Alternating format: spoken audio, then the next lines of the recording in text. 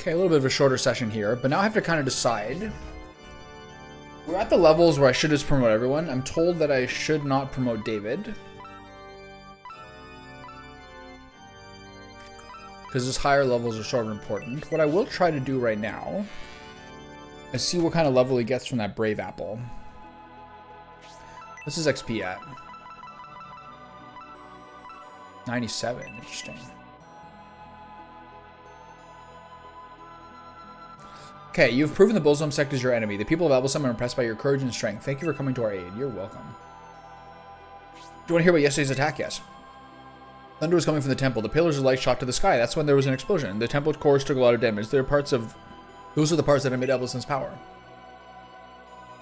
I was right. There is honesty in your eyes. If you were in the cahoots with the Bullsome sect, there's no way your eyes would shine as they do. You're just attracted to me.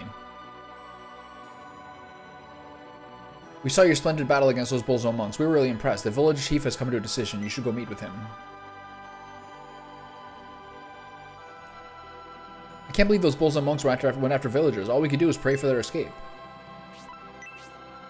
I thought the Rogan army was the only Imperial army we could trust, but we've come to trust the Jort's army as well. You have questions, don't you? Feel free to ask anyone in the village. Gracia has been captured by these monks and is being escorted back here. Could it be true? I guess I'll have to go to the townsfolk again. Bullsome effect. They played dirty. They took some villagers hostage, so there's nothing we can do. The people who were around the temple were really scary. The world outside our island must be really frightening. Okay. Let's counterclockwise this area. See what else to learn. There's something else I can really need to buy item-wise. This is the villager's house. I've been waiting for you, Prince George. Your army is very brave in battle. I'm sorry I didn't trust your story when you arrived. I hope you can forgive me.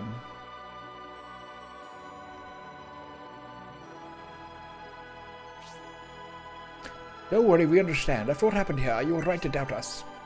I don't like that not everyone gets XP who weren't alive after that battle. It's kind of a bummer. Well, we can gather. It appears Electro-Temple is occupied.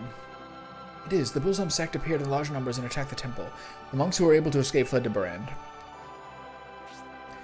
There was nothing you could have done. Those heretics invaded with an overwhelming force, and you were without a garrison. Our only hope was the arrival of the Rogan army, but it was not meant to be. Gracia once told me of a special machine that could defend the temple in such an emergency. You've heard. Well, I was just about to tell you. A mechanical defender named Robbie is in the temple treasury, which is located in the courtyard of Elvison Temple. Oh boy, do I get a robot? He can be awakened by inserting his eye mechanism. He's very strong. Legends say he's invincible. What has become of this Robbie? I hope he hasn't already been destroyed by the Bullsome sect. Not that I know of, but I don't believe he's been activated yet. Actually, the one who went to activate him was among those who were taken hostage. If that's the case, Robbie should still be in the treasury. Yes, I urge you to return to the village so I could ask you to activate him. Will you do it, Prince George? Yes, absolutely I will. I need to replace Waltz pronto. I was sure you would agree. What do we have to do? You must take the robot eye and fit into the opening on the statue in the Elbison Temple treasury. If you do that, Robbie should awaken. We can't stand against the Bullsome sect to revive Robbie on our own. Please help us. There's a map of the treasury in that chest. Take it and please activate Robbie. What about the robot eye? Where is it? I gave it to one of the villagers in hopes he could activate Robbie, the young man among the fleeing villagers in that terrible battle. He lives in the house next to the church. I hope he's safe. Yeah, he's good. In the tragic event the poor boy is unable to escape, you may be able to find the robot eye in the battlefield where those heretics struck him down. Wow. I'll pray for your success. You have to comb the map? The villagers have heard of your wonderful actions. Everyone is really impressed with your courage. I would like to thank you on behalf of all Elbison Village. Hey, no problem, lady. A treasury map.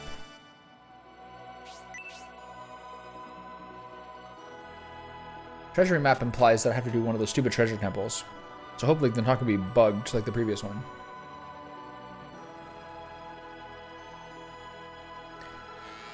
Who's in this building?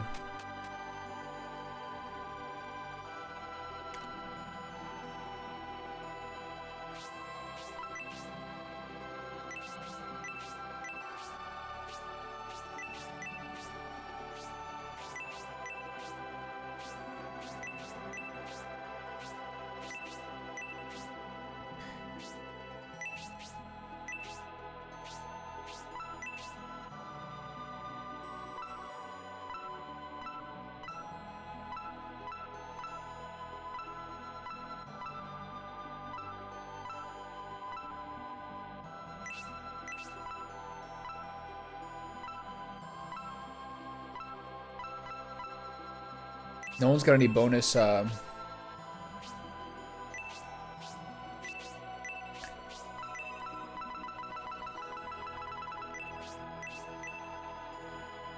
glove's only at 1. I can change it over to the Cestus. It's not that early. It's not that late, I mean. Iron Claw, Glove, Cestus. Ooh, that's rough. She has this already, right?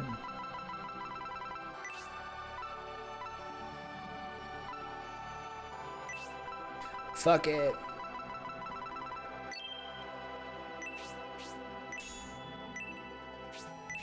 I'll keep the Iron Glove for a bit.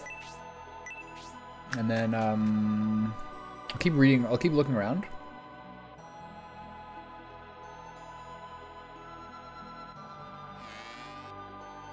The house by the church. Is that this one? The village chief asked me to activate the robot defender in the temple's treasure, but those monks were there. That monk robot was bestowed to Elbison Temple Defender in a crisis. Please, will you activate him? Yes. Thank you very much. Please take this. George received the robot eye. Give it to Rock. As for how to activate the robot defender, it would be best to ask the village chief. We've been over this already. Thank you. I don't know how to thank you for saving my husband's life. You're wonderful. Please make yourself at home. Please take my wife. Thank you for saving me. Do I have anything drop off there? I don't think so.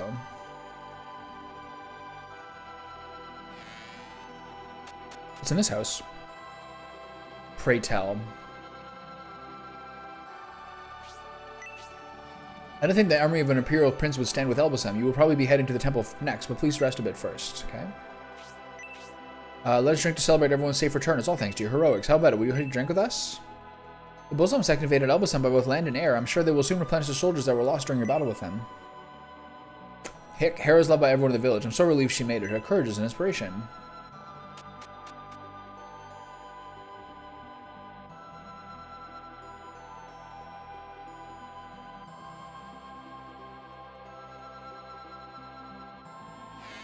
Double doors. Special house.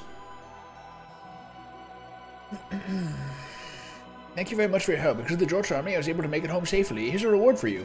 Nice. Power wine? We have 2 power wines now. Grandpa wants to thank you for saving him. I hope you put the reward to good use. Okay, I think I'll probably give one of those to David, who I'll continue to use because he's interesting. And then it's either Zero or Hazuki gets one. Depends. Maybe David gets a couple of those cracked out levels. My son and I were praying inside the temple when the Bulls sect arrived when we were captured. Unfortunately, we were able to escape with Hera's help. I'm so happy my wife and son are both safe. I would have never forgiven myself if they'd been hurt. Yeah, fair enough. Whoa. Secret child. According to the teachings of Elbasam, love takes priority over battle. I too believe that, but in times like this, I think battle becomes necessary. That hidden child should give me loot, for sure. He's a hidden child.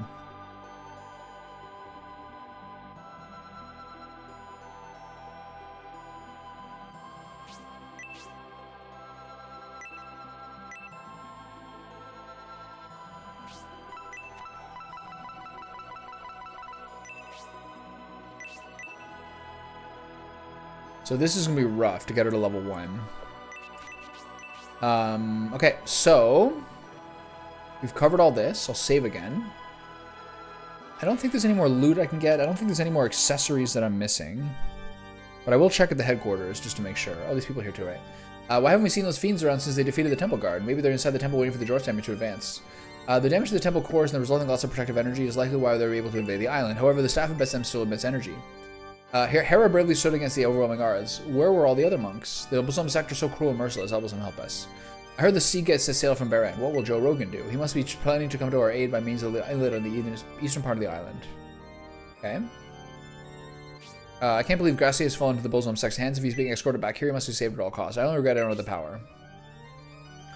Okay, so now it's time to pull the trigger on promotions. Are there any people where it's kind of bummed me out? Just David, who I need to keep going a little bit with the Brave Apple, but I could also get a little more for Thermos, to be honest. Do I have him wait another battle? I don't want to keep having other people wait another battle, but I don't like to have some people promoted and some people not promoted.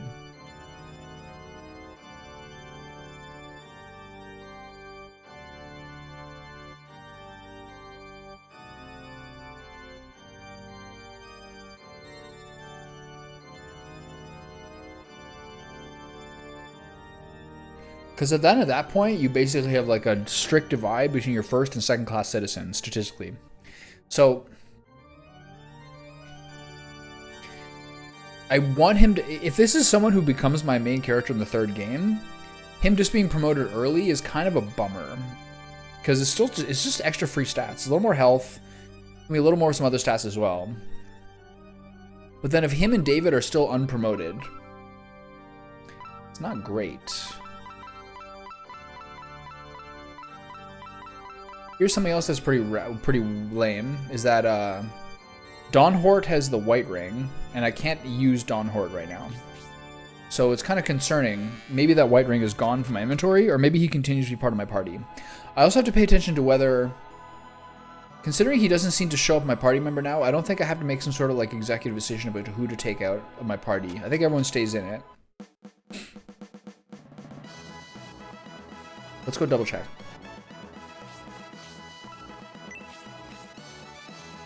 So Dawn Hort's here, and she's here. She has support, and she's a second healer. So at this point, I have to drop Waltz.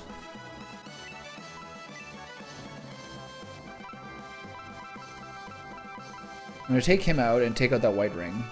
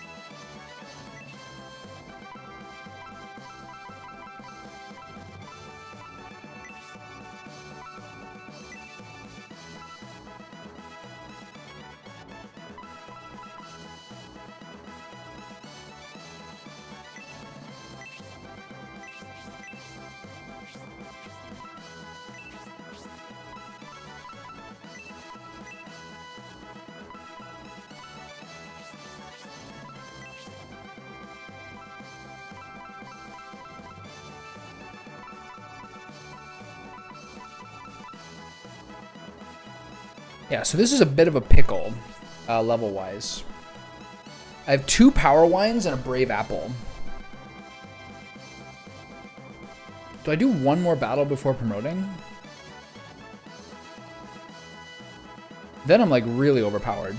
Maybe. It's tough, man. Let's talk to everybody. We must save Gracia from the Bullseye sect no matter how powerful they are. We are the only ones who can save the Godchild. The Bullseye sect appears to have an incredible number of magic users, and I hope they're all very powerful. I wonder how many of them there are. The Bullseye sect's goal is the Staff of Bessem, and they seem desperate to get their hands on it. Does it pose that much of a threat to them? The villagers and even the powerful monks of Elbasam are powerless against that evil sect. Many of them were crushed with the insects by those heretics. We must put an end to the Bullseye sect's deeds. I was planning to run away from Elbasam, but it would have meant I was abandoning my country. It was heartbreaking making that decision. Gracia, captured by the Bullseye sect, is he alright? He may be enduring torture and great suffering at the hands of those heretics. Electro-Temple was occupied by the Bullseye sect. We must retake the Temple of the Holy Land before they desecrate it. Wars and invasions have always caused suffering, but I will absolutely not stand by while children get caught up in it. Gracia is the Godchild of Elbasam and can't be replaced. If both he and the Staff of Bessem are lost, our world is in serious trouble. The Skarka's appearance was a result of the explosion of the temple, wasn't it? The power holding back evil creatures weakened, the Kraken awoke. It's strange that such a ninja as I would be serving in the formal army, born in the darkness and then to die in the darkness. Normally that is the destiny of the ninja. Going about seaside towns like this one, they're like it's a hankering for red meat. Since Elbasam is the Holy Land, the only meat they eat is chicken. That's sad. Should there be flying beasts among our enemies, leave them to me. Even dragons, I'll shoot them out of the sky. There are even centaurs in the Bullseye sect. I can't believe centaur knights would side with them. Leave them to me. Alright, so, now we're in a pickle.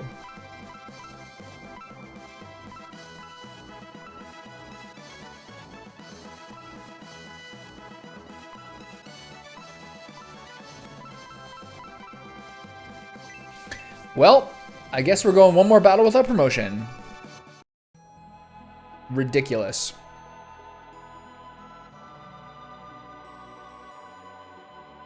Right? I just really cannot have promoted and unpromoted people in the party at the same time. It just bothers me deeply. All right, if one of us is handicapped, we're all handicapped. Let's do it. This is such a mistake. Oh my god. Well, I have two people at level 14.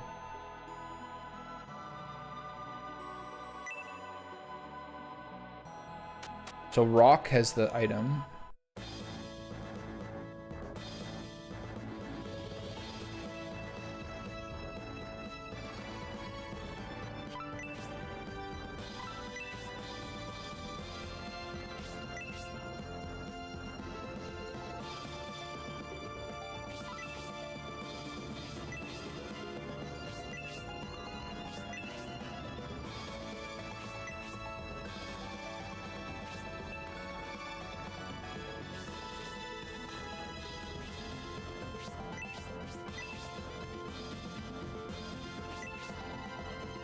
I didn't get any loot in this map at all.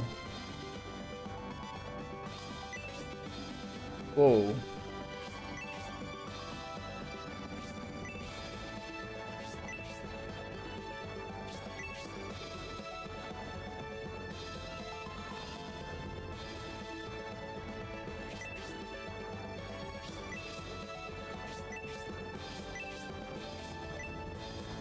All right, well, one more.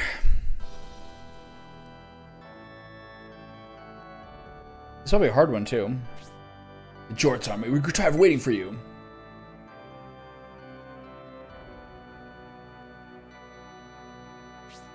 You probably intended to retake the temple before Gracia arrived, but you're late.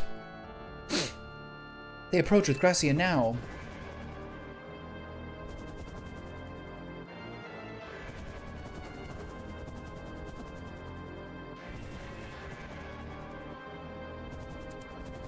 At the very least, I could do this battle, take a couple of L's, get David and Thermos like 1 or 2 more levels each, and then we're good.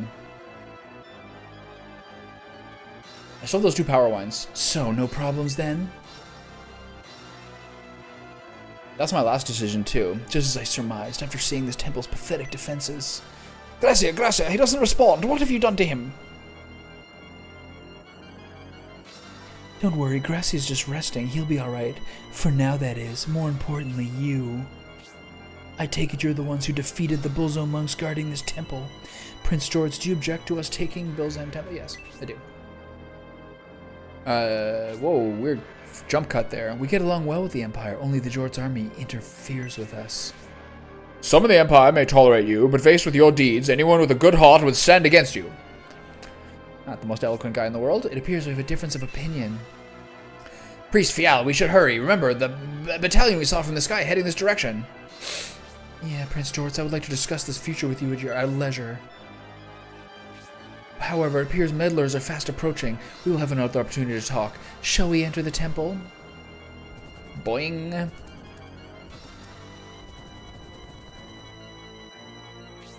Ah, look out! The temple cores are... Whee! Is this the gimmick?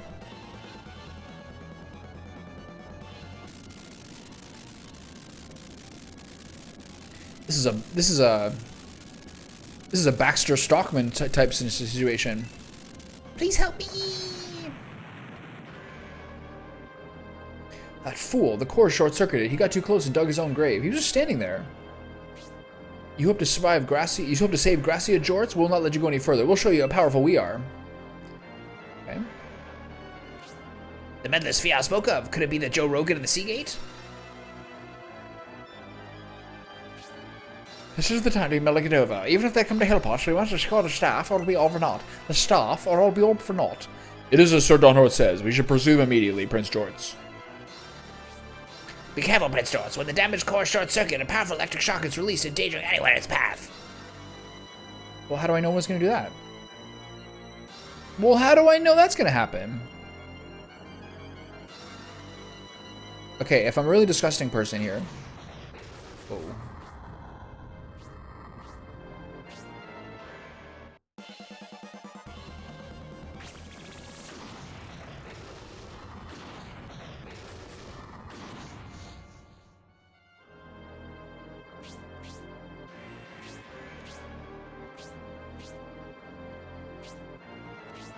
Huh? Like, how do I figure out what to do here?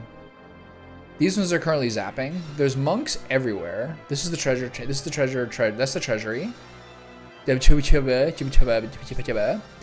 These assassins are always my favorite dudes.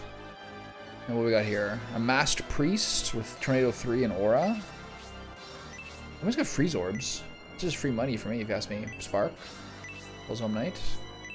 Bullsome Knight. Mass Mage. Mass Mage. Whoa. Bullsome Knight. I mean, it's good that there's not any of the knights. There's like 4. Right?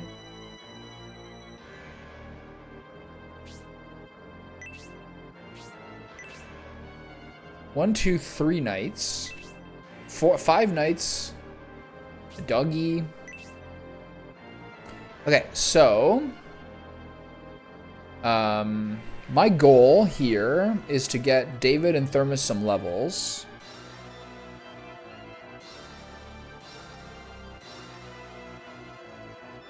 It's nice to take Dawnheart out of the party because he joins it regardless. So now we have Hera instead of Waltz, which is ultimately fine. So this means these are the ones that are going to explode soon, right? What's the range on this thing? You can't tell? I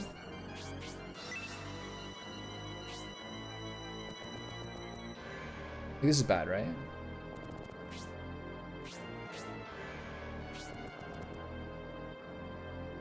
Should I wait here?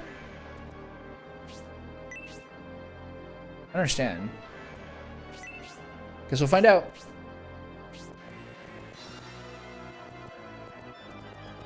None of these spots are 30s, are they? No, okay. Oh, he's starting to get MP now. It's exciting. Okay, maybe if you're whatever. See what happens. Okay, we gotta go look at the treasury map, and we have to prioritize some levels for my my dudes who need levels. It seems like such a mistake without electricity there. Let's find out.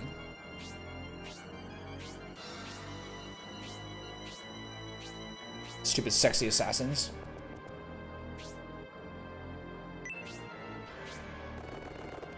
Edva especially, I really, really need to protect. Both mages feel really, really vulnerable this time.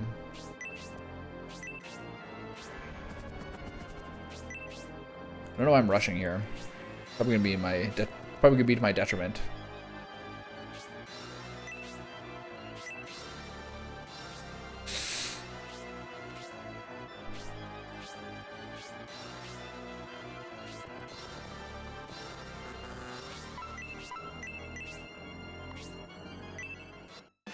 I'm addicted to the support spell.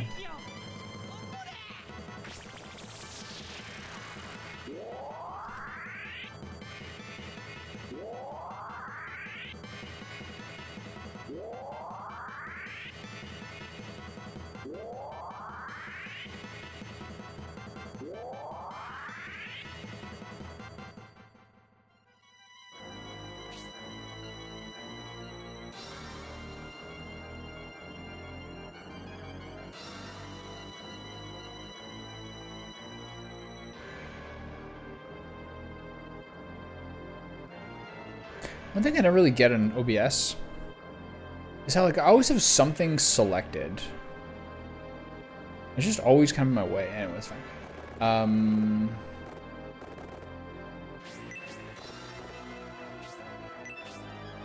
Campbell feels really weak.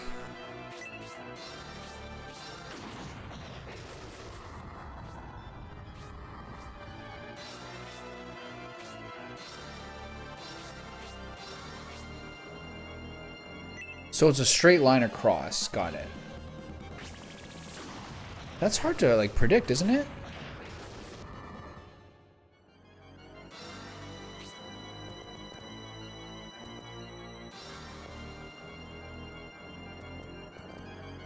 Okay, the treasury is here.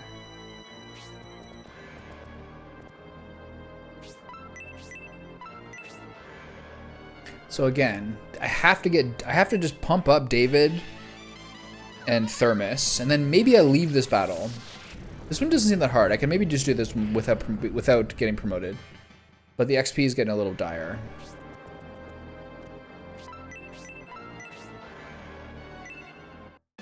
I feel pretty broken up about this. Because I would like to get Thermos with another level. because he's so important to the cause, you know? Now I can't reach anyone. Fuck. Ugh. Disgusting.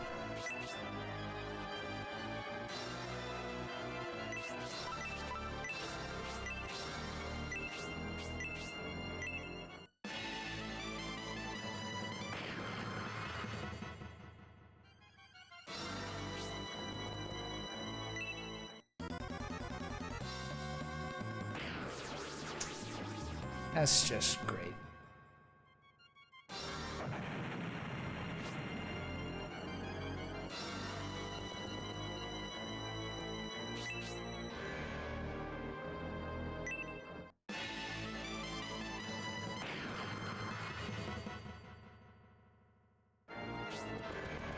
That is just great. Okay, Thermos, get yourself a level. Dawnhorse's gonna steal my XP. He's too dumb to do so, which is good. He just one-shotted the one guy I need to be alive. Thank you, game. Highly appreciated. This is probably 1 XP.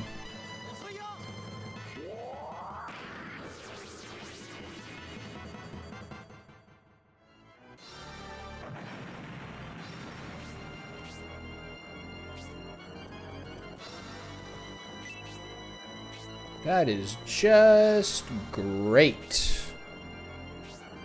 Thank you, game. Alright, it's my fault. But it's a shame that everyone's getting blasted so hard. Still need Thermos to get a level here.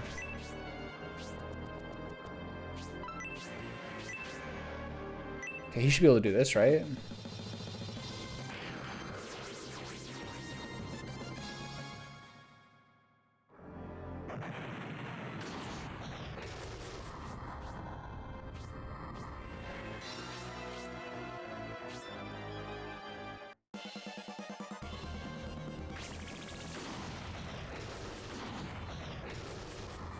I don't really understand like how I'm supposed to predict who's going to be in the way here.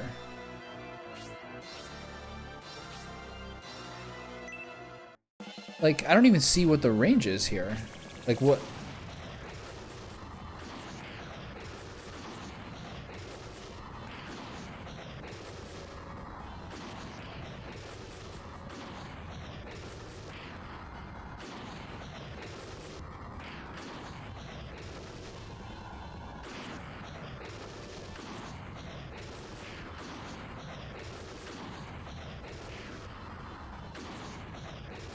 Like, I didn't even see a targeting. I didn't see a glowing targeting thing on the ground there. It's just my entire party just got hit there. Sick.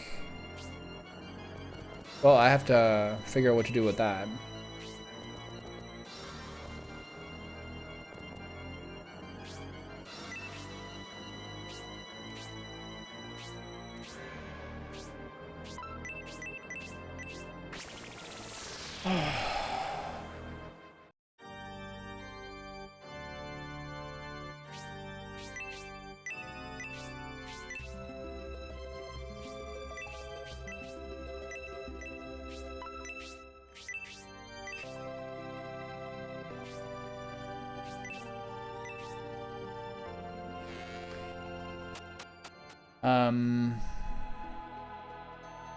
So there was lightning going across the middle tiles.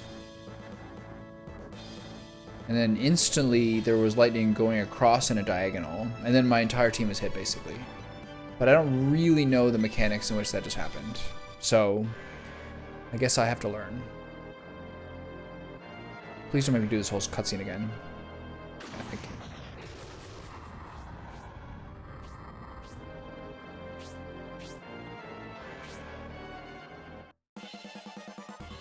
Great. This will be a fun one.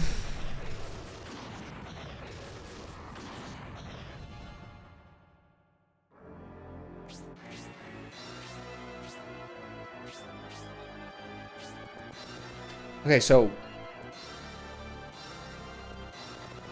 next it was these two.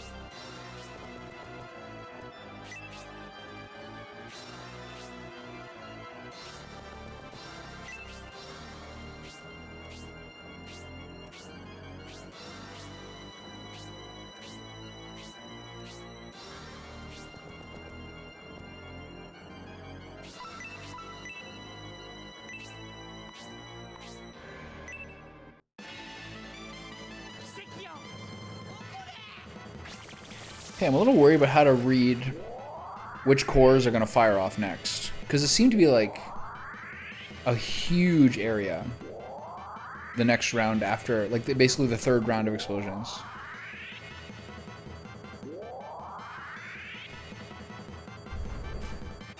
$15. My man.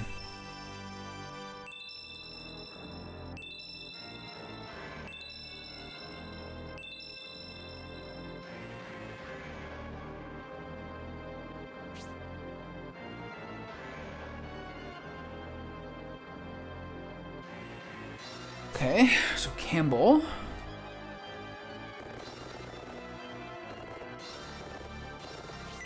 I'm trying to get one shot with that Hellhound.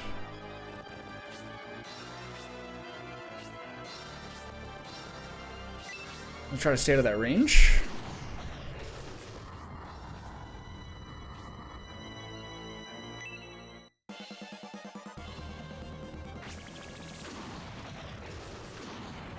So basically,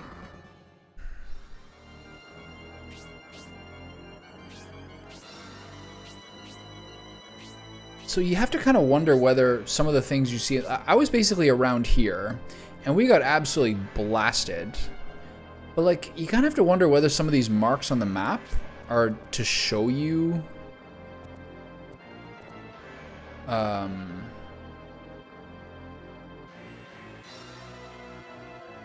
which ones to avoid or something. I feel like the same thing's gonna happen, my guy's about to get killed here.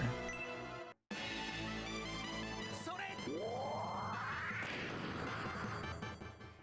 feel like there's not much worth doing this. Oh, he didn't hit him right. Nice. Okay. Okay, so he didn't go for David that time, which is mystifying. They really hate Jorts. Okay, she's doing some Cestus damage, so hopefully get some nice level ups there. Okay, so Thermus and David are my big focuses here, and I might, if I get lucky with them, they get a couple levels. I might get a kill on this guy. I can't do it. Even if I use Flame, even if I use Blaze 1, she might get a kill. Let's host this guy up a little bit and try to get Thermus this level. No, there's not much point in hitting anyone with the Lizardman. I think Thermus might be able to get a little XP from the Lizardman, but I'm not actually sure.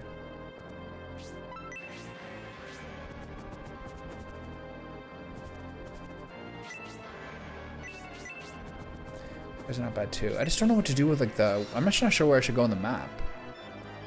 So this is the door?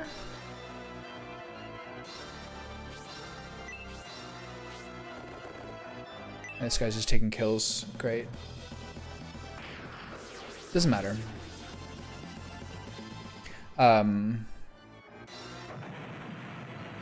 Just not sure why I have this automated party member.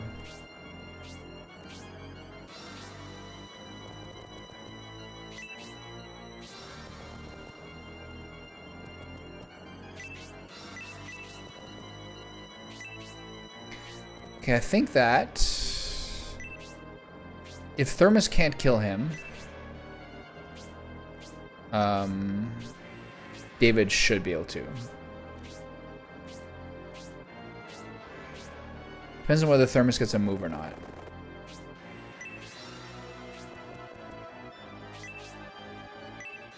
I mean, like Afterburner or something. So we can just get it. Okay.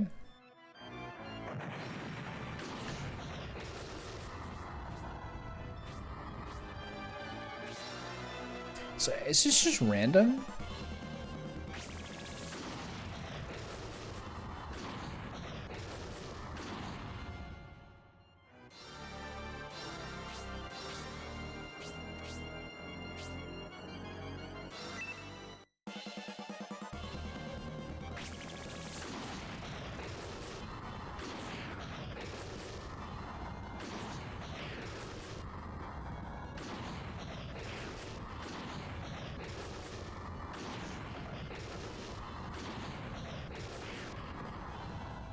Like, I don't see a targeting thing on the ground of who's getting hit by this or what I'm supposed to do differently.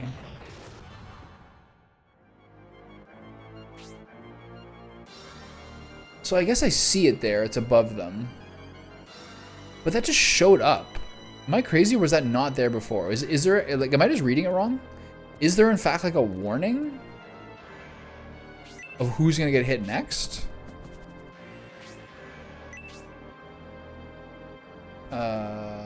Who's the highest of my order here, agility wise? 17, 18, Synthesis should start it. Bernard 0, Hazuki, David. Wow, 23 agility. What the hell? I guess I'm gonna wait a turn until I get David near here. Wow, maybe I just read it wrong. I don't know. I feel really weird about this. Only the straight line between the two middle ones that hit the Hellhound actually showed targeting that I could discern.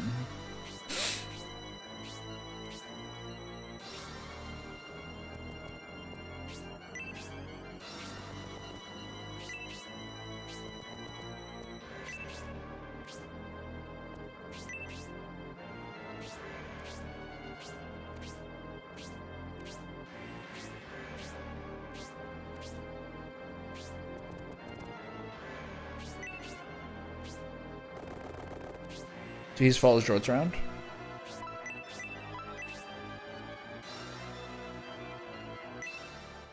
Okay.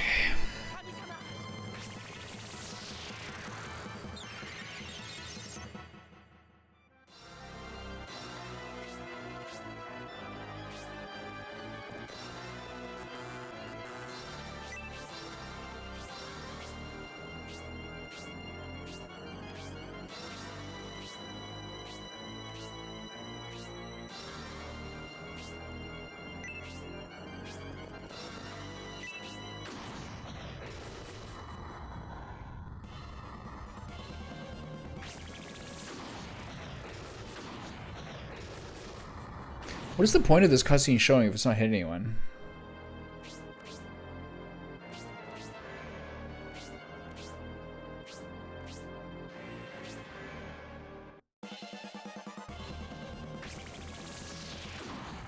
What is the point of this?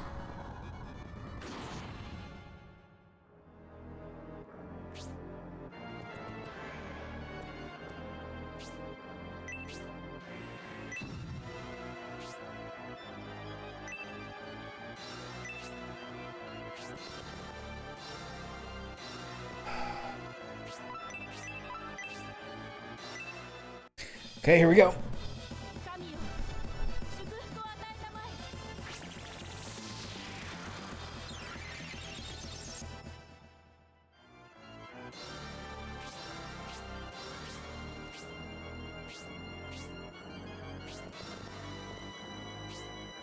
Alright, get in there, friends.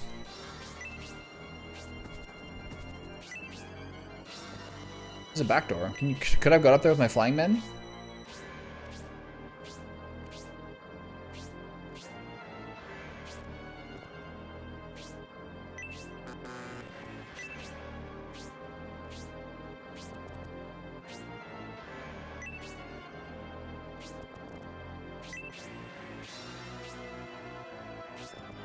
Dawn Horse is the robot eye. Sorry, rock. It'd be crazy if you had on your main character. Because you can't go in there. But that's the person by default they hand it to.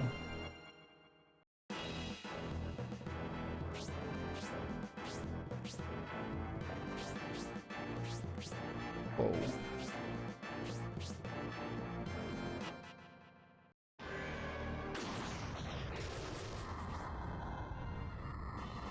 What a waste of time this is.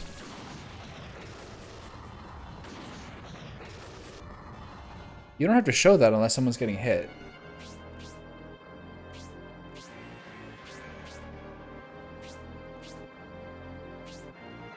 This is... So why those two? Let's try to be functional in our confusion here. So why are those two? Are those the ones that are going to connect next time?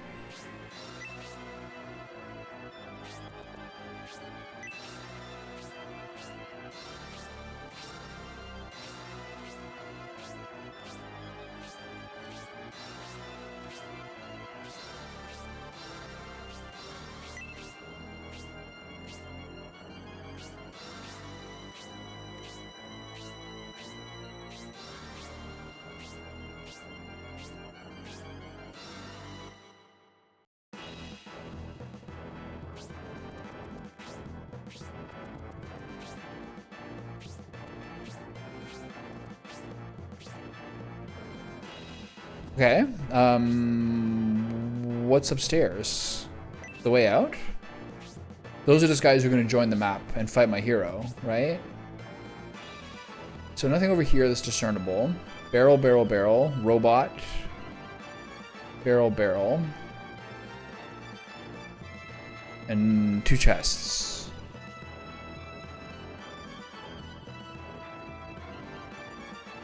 But no way over there. Is that a way over there, or is that a glitch in the screen?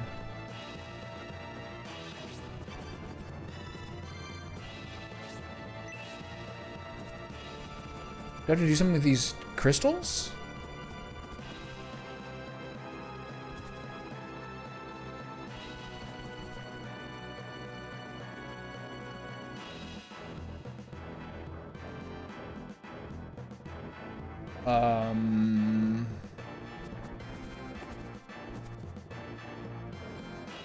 So I think I have to open those up by probably hitting those pieces, right?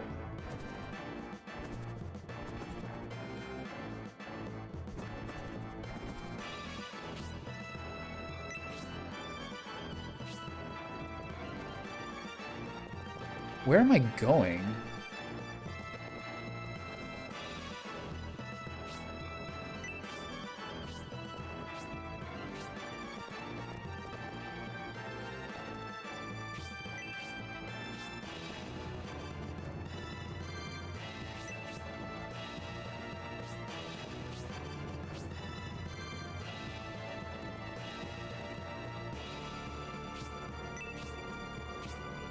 Huh?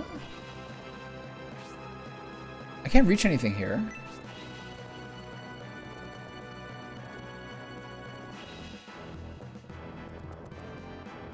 It looks like maybe it's open here.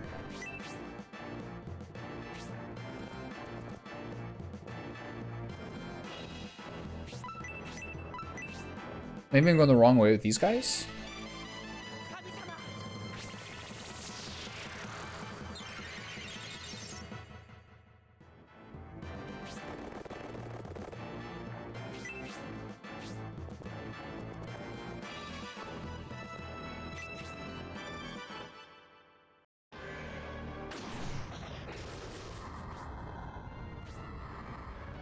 This is...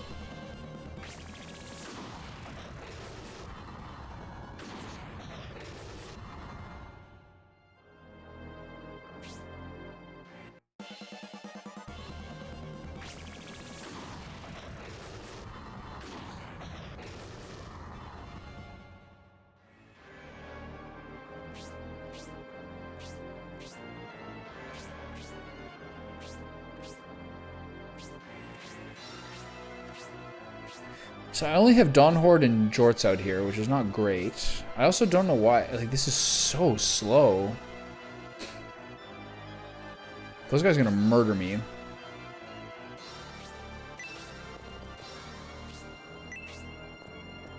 Okay.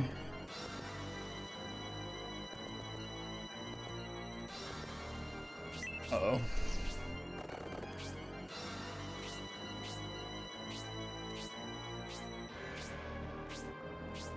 I guess I could have tagged them a little bit before they got out.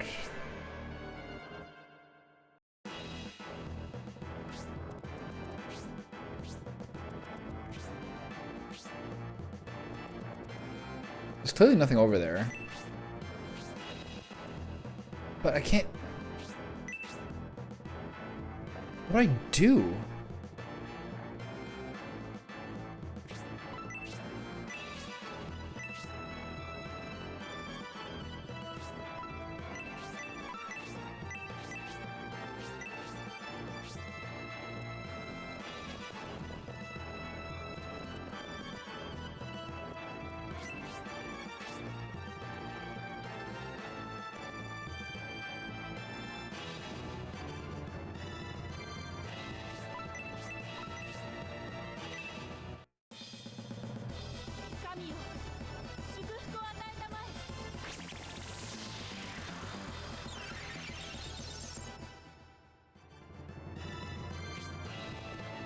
I can't get through here.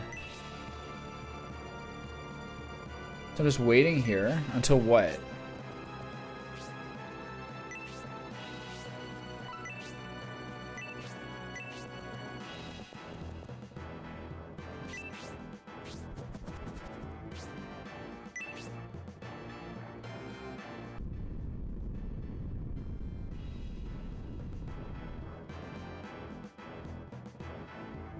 Okay, just need one of them? Two of them. Alright, we'll get in there.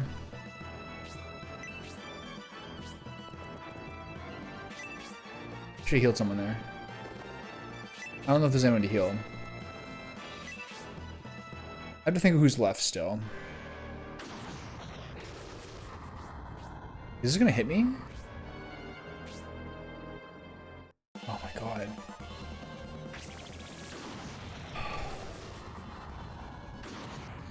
Do this to me. What's the point?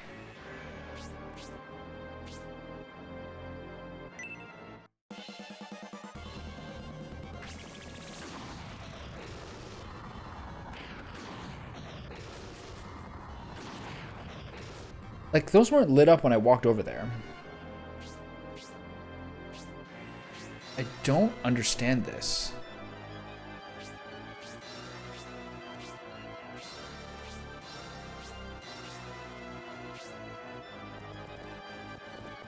If I do this, I might die.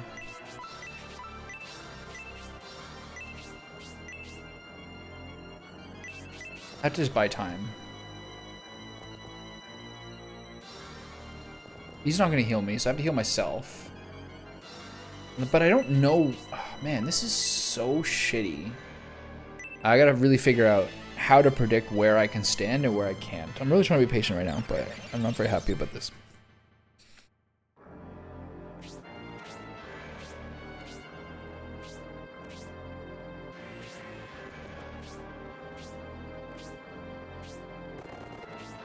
He's gonna die.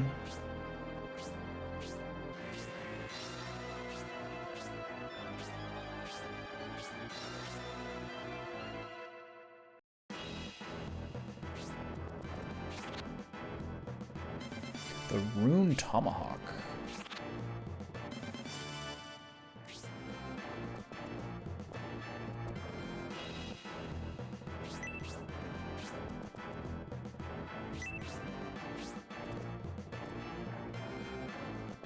Those needs heals.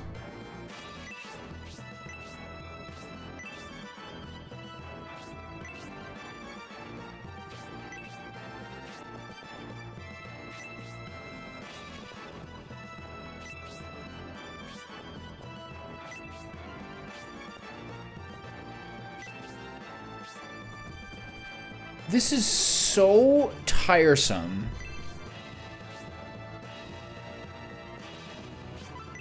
Oh my god.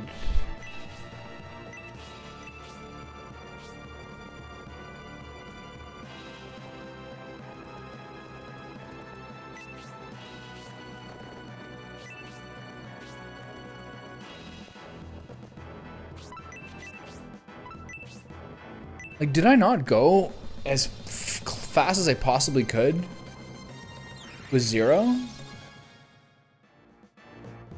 I think I did.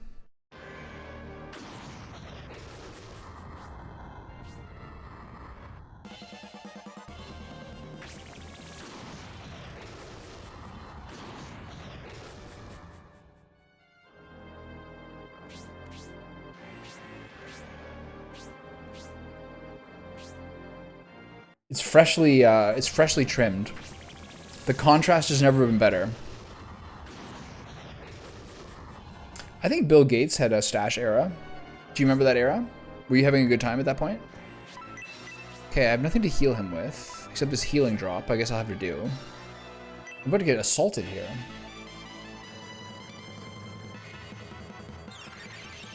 I can see myself keeping it for at least another month.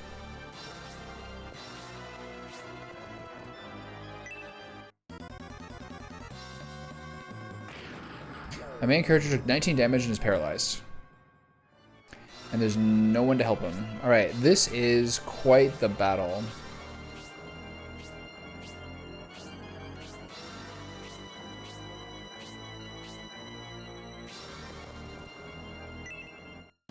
I have to leave some people out here to defend against these guys.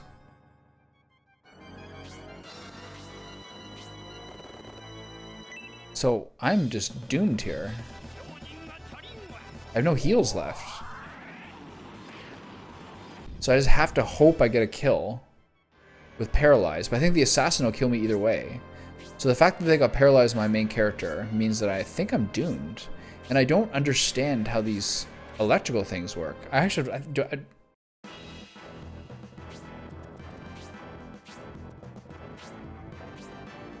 like, my turns are wasted because I only have one flying unit. And he has been going as fast as he can, but he's not there yet. What am I missing? All these turns are wasted.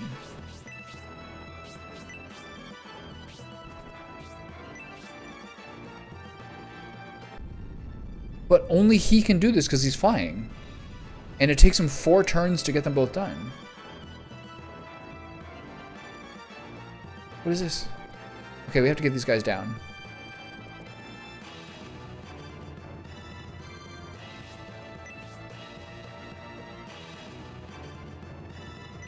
I think this is the Rune Tomahawk.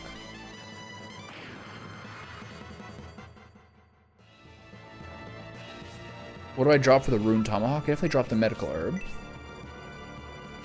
Okay, so we can in fact get them. You can't reach them. You don't have an offensive spell, do you? No. Okay. Hopefully someone else can reach them. You can. Okay. Good.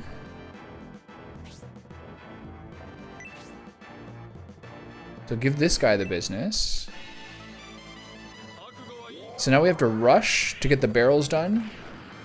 But I think my main character's dead. What do I drop for the large mithril? Drop the antidote herb. I kind of miss the time when people got...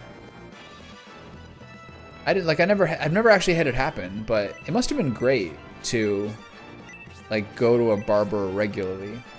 Like living in like New York in like the 1930s or something. That'd be sick.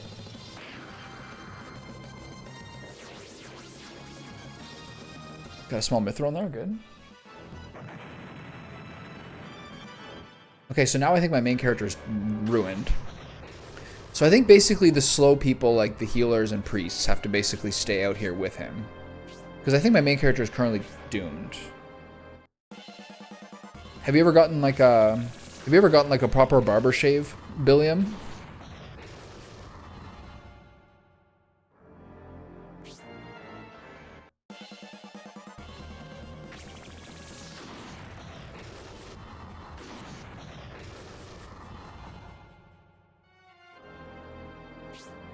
Okay, so I do not have a heal on me. So I believe I'm currently dead.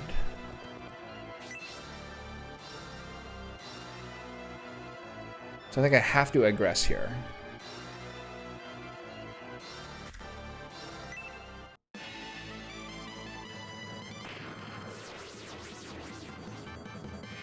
I'm pretty sure.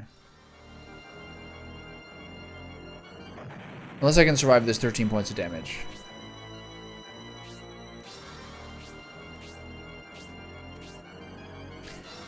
My friend was getting married a couple years ago. And, my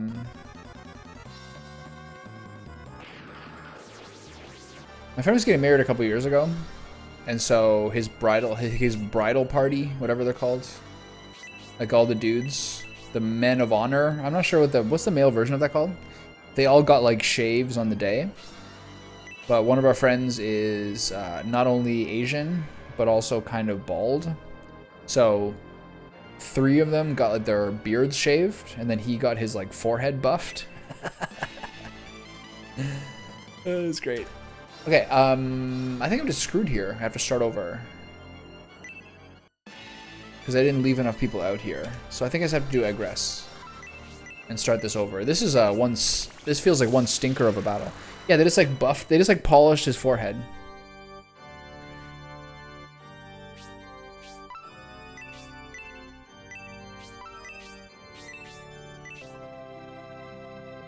Yeah, he had a gleaming Taiwanese forehead that day. It was incredible. It was truly a sight to behold.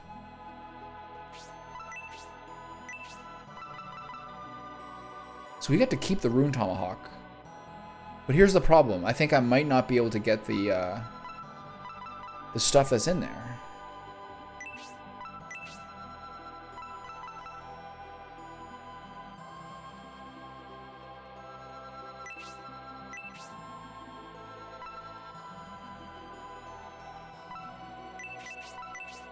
Like, did I just fuck up? Let's see.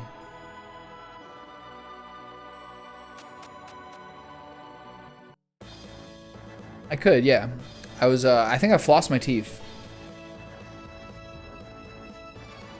I think I flossed my teeth looking at his forehead. Or at least tweezed a hair or two.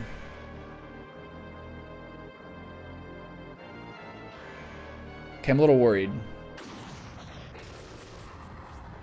Let's take a look at that treasury map. So I do have the gear.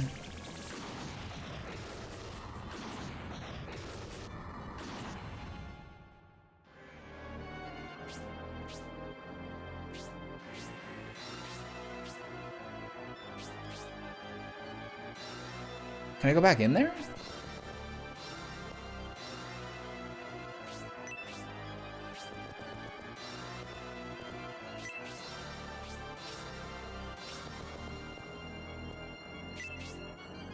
So, like, how do I know where is getting electrified next? This is really weird to me.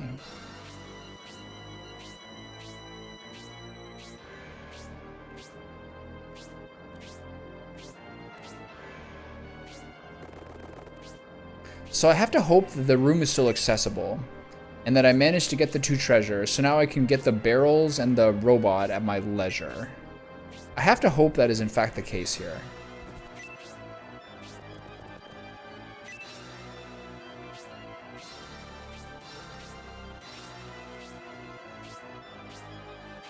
I'm reading a detective novel right now, or more of like a police novel. They made a movie out of it way back in. They made a movie out of it in like the late '90s. It's called L.A. Confidential. Have you ever heard of it?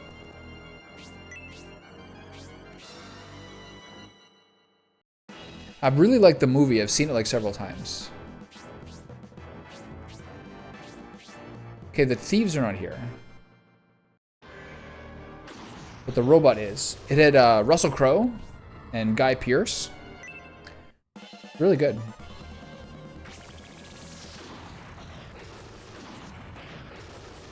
It's been long enough. It's been long enough since I've seen it that like some of the roles of like characters in the book, I was like, who played this guy in the movie? Like, is this guy in the movie still? Hard to remember. So we're rushing over here.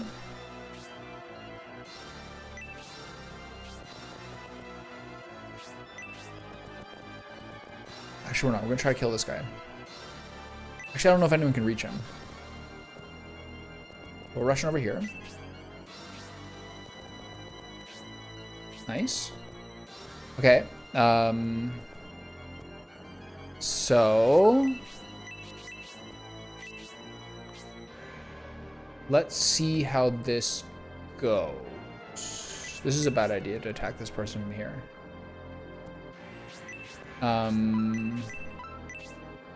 So I think we can go activate the robot, and it's good that we got the treasure. I was a little worried about it. But yeah, I'm reading the book, and I'm really enjoying it. I really like those kind of books. Just like hard-boiled detective things, like set in like LA or like New York or something like that. I really like books like that. They make me happy.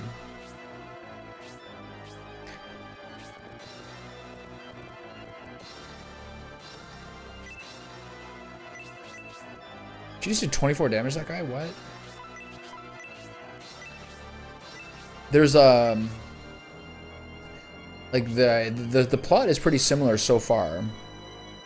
Like there's a huge drunken brawl in the police station between like inmates or like people in prison and the police.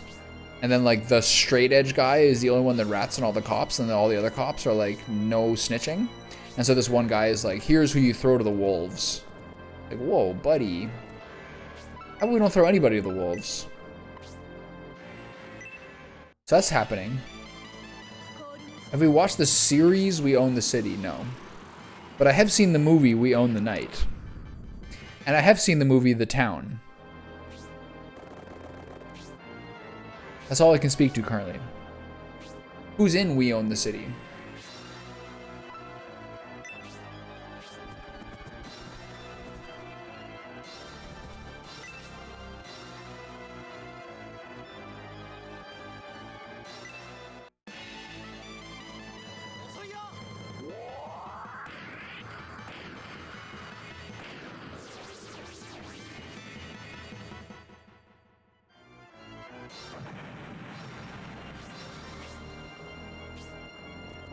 John B. something. Who would that be? That sounds made up.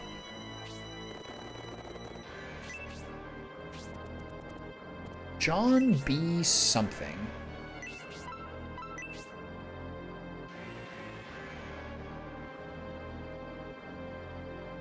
From Fury. John Bernthal. Yeah. From The Punisher. Oh no, that was a mistake. I only did 1 damage.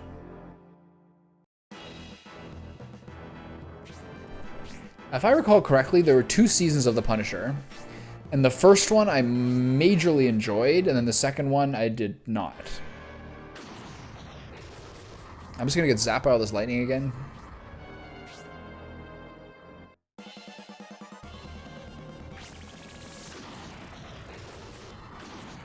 I like the girl who played sort of like the vulnerable teenager in the second season of The Punisher, but otherwise I didn't feel like anything good really happened.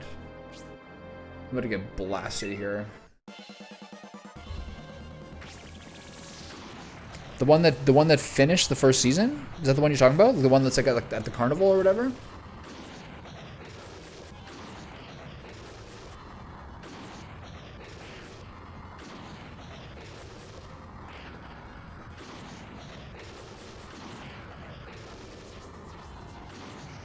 That stupid Elbison core just stole my kill.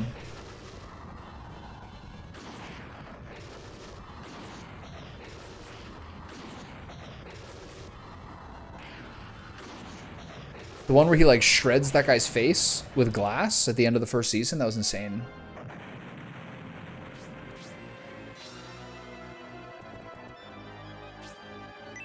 Okay, so this is a mistake going here, but I will in fact still do it.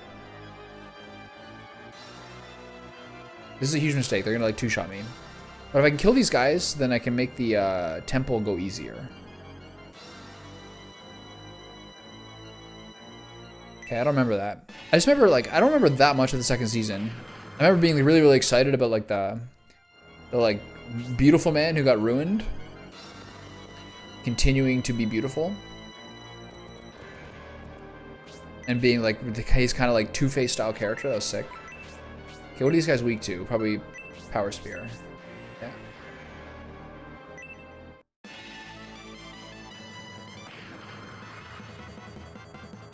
Nice. Let's see that big level from Davide. HP by 1, attack by 3. So this is the one that was promised. Okay. So if I can get Julian 1 more level, I can probably get out of here. I need to get some people some heals.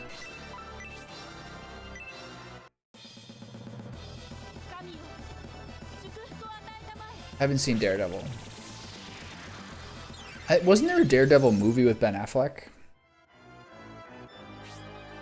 I thought that was a cool idea. I think Daredevil is one of like the cooler ideas for a superhero in terms of how you can like show it on camera.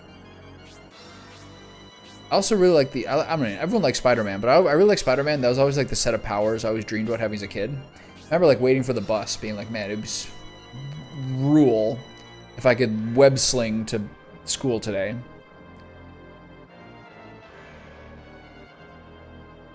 All right now, take care. I also would like to be the I also always thought the Incredible Hulk was very cool. Because everything he does, like when he's like almost flying and stuff like that, it's basically just because he's got really strong legs. That's mad cool. I love that. Okay, so I've greeted out here. So now what? I'm getting toasted by electricity. My teammates need heals. I don't know where to go. Guess I'll heal Hedva, who has the smallest HP count. If I ever got one more of those cheerful breads, I think she's getting it. I mean, I don't even really understand what's happening. I'm going to try to get this robot and then go from there. But to be honest, I already don't even really know what we're doing right now. Like, it's hard to predict where it's going to go, you know? That's the part that's kind of weirded me out a little bit here. I'm actually having a very, very slow day. This is only the second battle I've done. It took me like 4 attempts to do that other one. And now I'm like holding off on promoting my guys because they told me that David should get some more levels. So I'm just doing that. I don't even know what's happening anymore. It's all just a blur. And every once in a while, like 2 of these cores, there's 6 cores, but 2 of these cores just like do this for no reason every time. So this kind of makes me think that whatever 2 cores explode are the 2 that get connected next time, but I don't know if that theory is true. It just randomly, just 2 of them just like kind of like do their thing and have a little party, and then I have to just watch it. I don't know what's going on. Oh.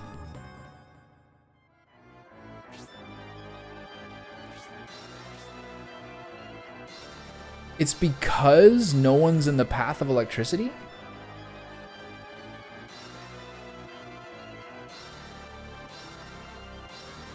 What? But if someone's in the path of electricity, wouldn't they get damaged? But no one got damaged.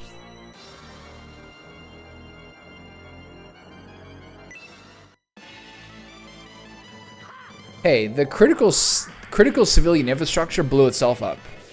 I'm just the cleanup crew.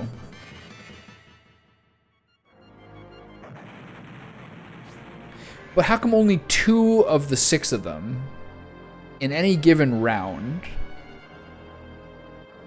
do the animation where it goes to the battle screen and 2 of them explode?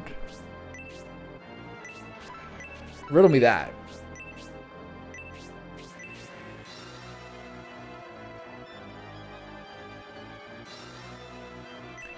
The refugee train?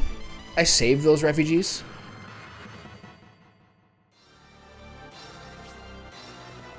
Actually, as a matter of fact, those refugees are actually saved because of me.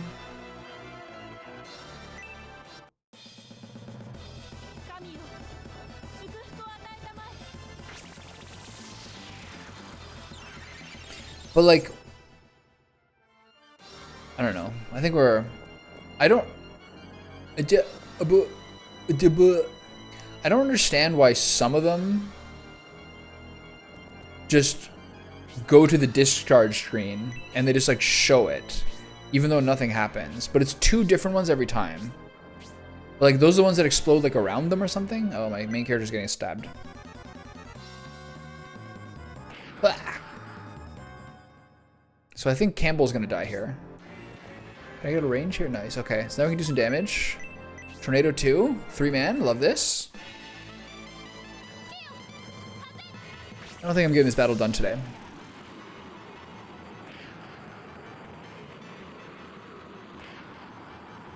I just want to get a couple more levels on my 2 lowest guys so I can then promote. And then life turns up after that. I mean, who knows, Kara? At this pace, I might be still in this battle by Thursday. So, you know, you might have a chance. Alright, who can get murdered here? This guy. I definitely want to murder this one so Campbell doesn't get killed. Nice. This sleep arrow has been crazy clutch, by the way. I slept the boss in the previous fight. It was wonderful. HP by 1, attack by 1, defense by 1. Let's see if I can get this robot, and then maybe I'll aggress, then maybe I'll have dinner, and then move on my life and pretend today never happened. I need some heals.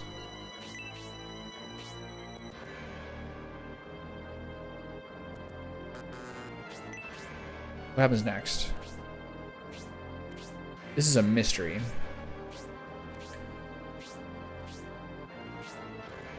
Can I heal anyone else? I can't reach anyone else.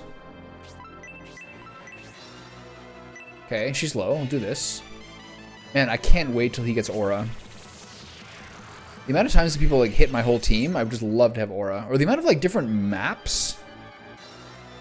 The amount of different maps that like 5 of your guys get hit by some random doodad.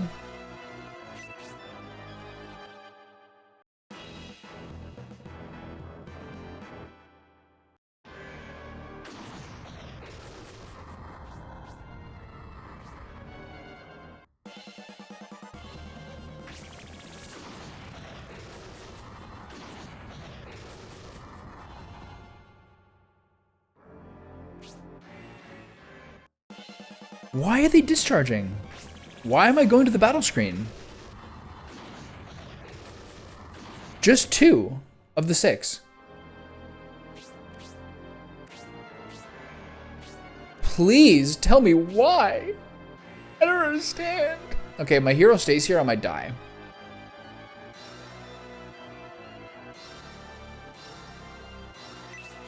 I gotta back him off. Lame as it is.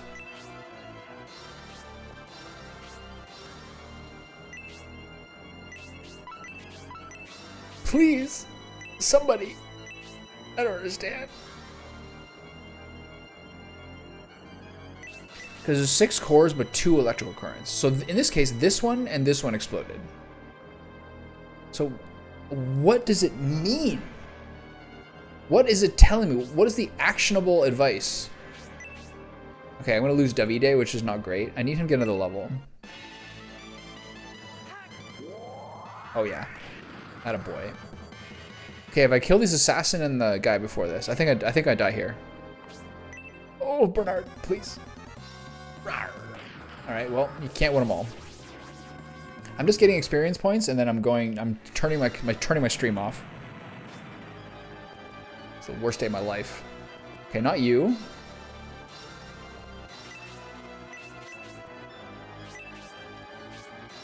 You can get a level, but I prefer it's Julian. So I guess I'll dust you up a little bit with Tornado here.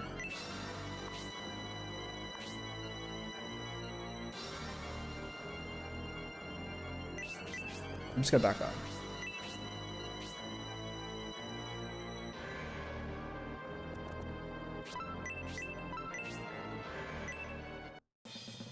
Bernard is like the most valuable character. He really is. That sleep arrow is extremely hefty. HP by 3, MP by 1, attack by 2, defense by 2, agility by 1. Good for you. I can't wait to get promoted. IRL.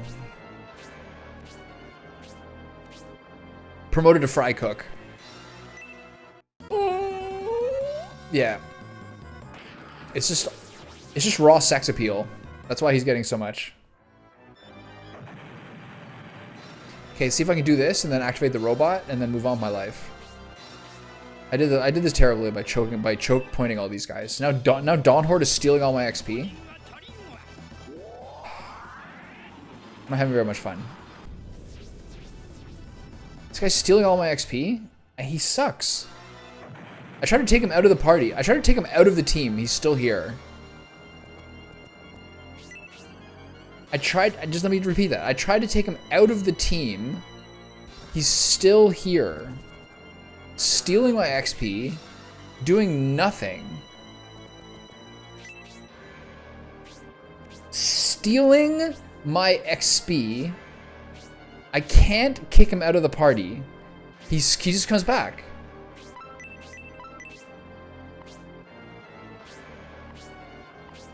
Making my life a living hell. Okay, let's go sniff around and see what's going on with this robot. I totally did a bad job with blocking up this entry point. But you know what, that's a problem for a different day. Alright, Thermos, here's a level for you, pal. Oh, he's got too much XP. It's gotta be Davide then, that's fine. Alright, give him a big chop. Let's see an afterburner. Let's see the new one. Show me the new one. No? Alright, well, I tried. We got a level anyway. HP by 1, attack by 1. Agility by 1. Not bad. Are you on team anti-Dawnhort with me? My absolute nemesis?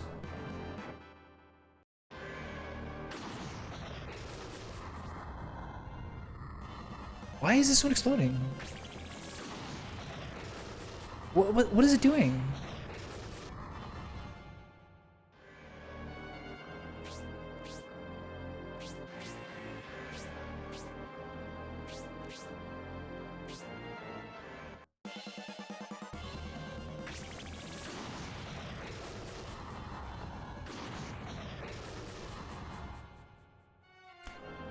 I can't argue with that.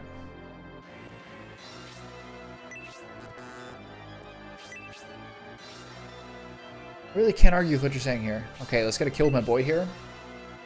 And then everyone else pile inside the temple.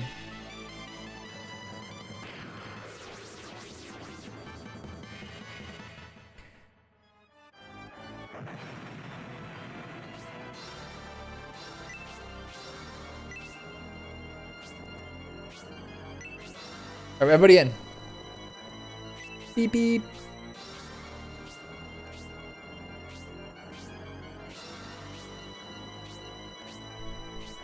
I'm gonna be reading like Reddit posts on my phone during dinner, being like, what is the deal with the cores? No, I got the two treasures last time, and then I aggressed because my main character was about to get murdered by a hellhound. So I kept the 2 treasures, which is nice, and the thing didn't explode, which is usually what happens when you've taken the treasures. So now I'm gonna go in there and hopefully I can access the robot and kill the barrels at my leisure, I guess. And then no one's gonna try to murder my main character this time. I sent my entire team in, and then the 4 dogs and assassins attacked Dawnhort, my favorite dude, in jorts, paralyzed jorts, and murdered us. So I had to aggress before the murder actually was enacted. So now hopefully I can do this at my leisure, and then maybe the robot can join my team, maybe? But maybe that'll be later. Because I can't do this fight right now. I've already lost people. I just want to get promoted. I got a brave apple, and I've been explicitly instructed to let Davide. Yeah, I mean, I get to. This is the first time ever I've ever done a treasure map where I got to keep the loot. That has never happened in video game history. Another reason to despise Dawnhort is that he just follows me around like a lost puppy, and I can't put him into the area. I should have used the mod that makes me control him. See? Oh, hey, yeah, okay, yeah. You stay with me? Okay, great, yeah. Can't wait for you to do 8 damage to a hellhound with your halberd. Great. Okay, so now we see if we can get the robot on our team. But here's the thing. This was driving me crazy because you have to... The only person who can get these is the bird, right? So you have to go... You have to fly here, and then like fly here, and then fly here, and then fly here. And then you open both of them. In the meantime, what are we even doing? We're just piling everyone into the sand pit as Zero does all of the work. And it takes him like 4 turns. While I watch the cores just explode for no reason, and my 2 characters hide outside during the thunderstorm. It's absolutely mythifying. Do you know what I'd like in this game? I'd like a command where you get a big strong guy, kind of like Baldur's Gate 3. I'd like a command where a big strong guy picks up a smaller character and throws them. Is that too much to ask? Can I toss a dwarf? Get him up there so I don't have to do this, so I don't have to take 4 turns to do this?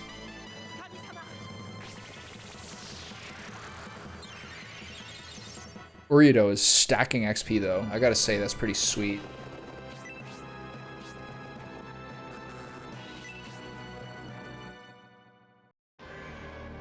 So now we watch the whole show. Yeah, here we go. Yeah, here's the whole show. Okay, let's pay attention. So this one explodes. Okay, so east, wait, no, northeast explodes.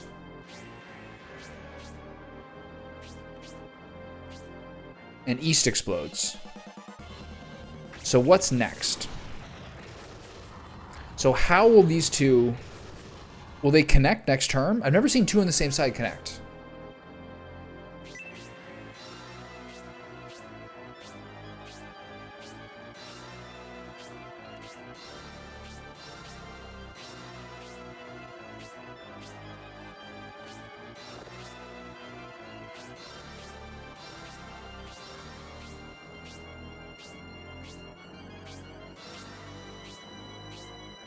But why? What if it's giving me information? What if there is in fact a pattern?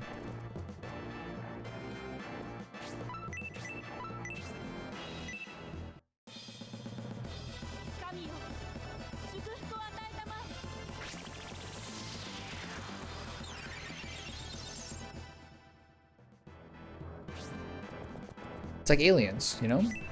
What if there is in fact a pattern?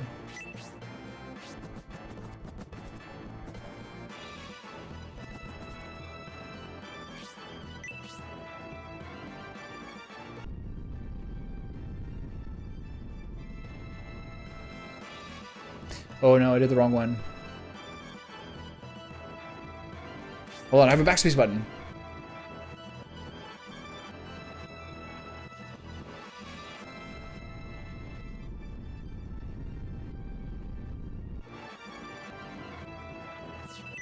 Oh, nice.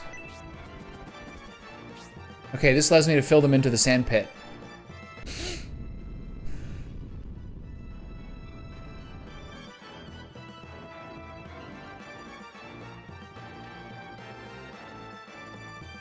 Okay, now I can put them in the garbage compactor room. Alright, buddy, file in. Okay, don't forget, Rock has the robot eye. If this guy joins my party permanently, and even if I aggress from this battle, it still works out, I'd be so happy. Who did I lose? Who did I lose again? Well, no one in here, obviously. Very helpful. Very helpful. Who did I lose? I lost. No, you said Bernard, yeah. It might have been the only one was Bernard.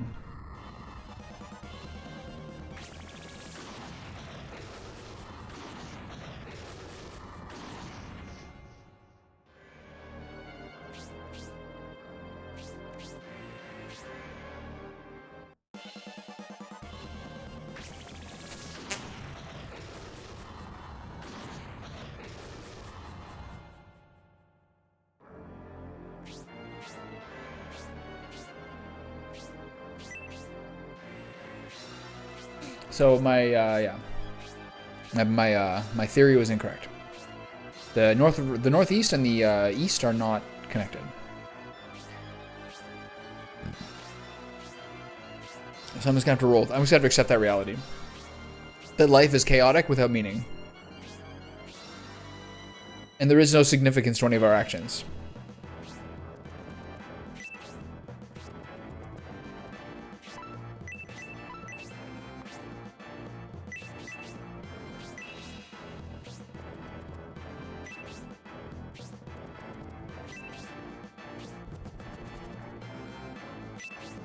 It's so ridiculous that you can't reach it in one turn. It's so mean.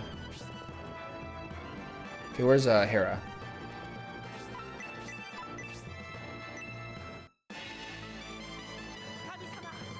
So when I actually try to give this a proper go tomorrow, I have to not get hit by that first arc of electricity on the second or third round of turns. That's my resolution. Oh my god.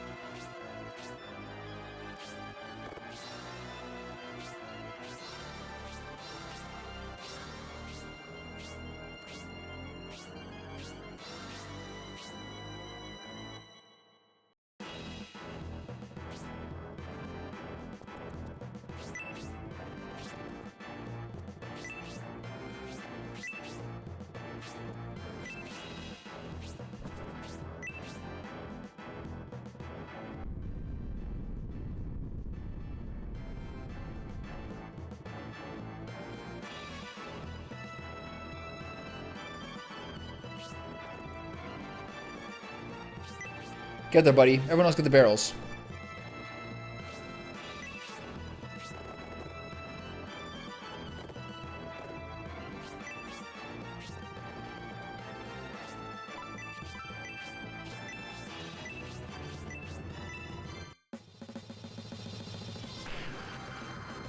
It would have been really stressful, Kara, if they have like a story critical character in here and they broke the treasury.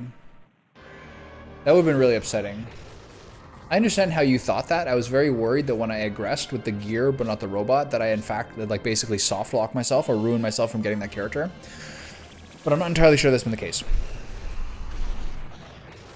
I really hope I get this guy, and even if I don't finish the battle, I continue to have him. But what I probably will do, I think I've only lost Bernard. I might have lost a second character as well. I think I only lost Bernard. If I only lost Bernard, I'm still going to try to do the battle. But I would prefer to aggress and now finally promote my guys and move on with my real life.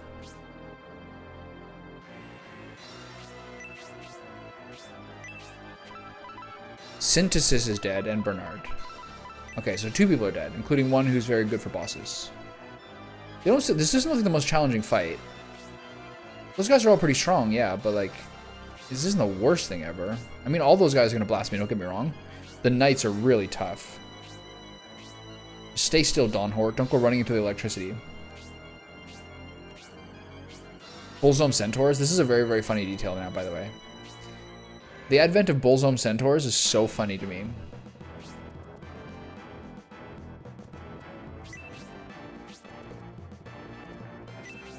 They got the little cute mask on. Adorable.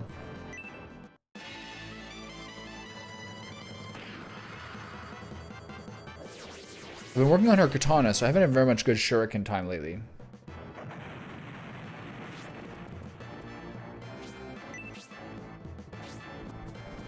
I'm coming, I'm coming. Alright, here we go. Do I in fact wait for those last 2 barrels? I think I actually have to. Lame as it is.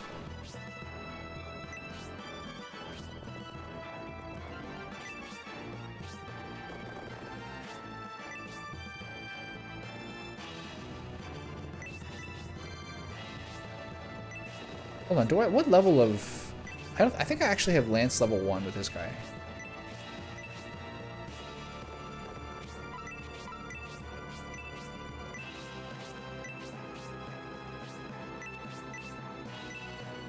Yeah. One of the reasons he's been so weak.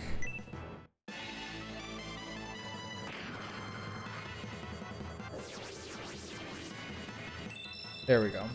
That'll help him a lot, I think. Alright, Julian, this is yours as well. And then we do one more full round of stuff.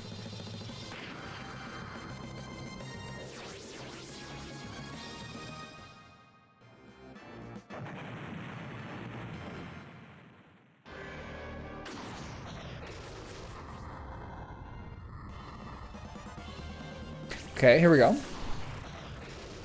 gonna have salmon and rice tonight. And Swiss chard. Little plain Jane meal. Part of her low histamine diet is a lack of, she can't have soy sauce or other fermented things like that. And that is probably the hardest thing outside of onions and garlic to give up in terms of like daily cooking for dinner. Like almost every single day I'm like, well, this simple meal could be like salvaged with soy sauce. Pretty hard.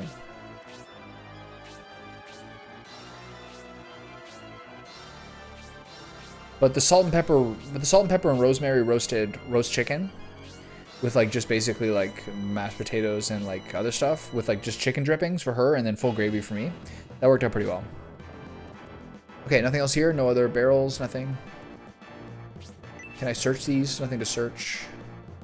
All right, everybody, here we go. Is anyone's missing health? I don't think so. All right, let's see it. Let's see what happens here. Robbie. Oh my god, if I get this guy, I'm so excited. Bzz, my awakening has finally come. My awakening has finally come. My sensors detect dark power.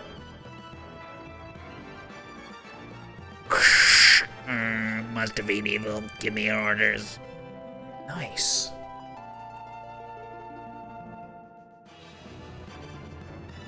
Okay. So how the hell do we get out of here? Don't tell me we have to leave by the entrance again. Wait. No. Surely not. Okay, let's take a look at this guy. What do you got going on here? He's got a great shell, which is convenient because I dropped the old prisoner great shell, but also 5 move.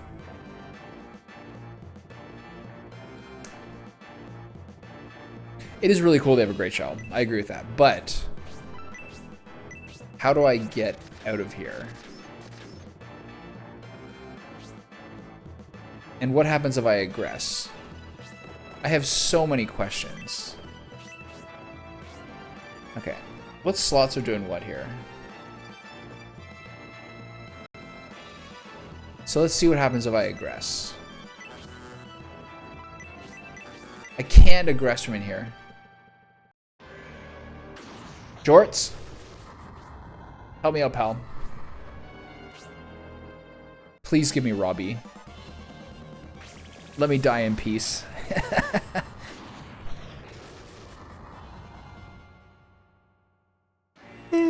Please let my handsome blonde man get a turn. With his electric feel.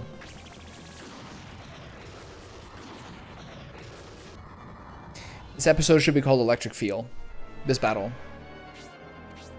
Do I have Robbie?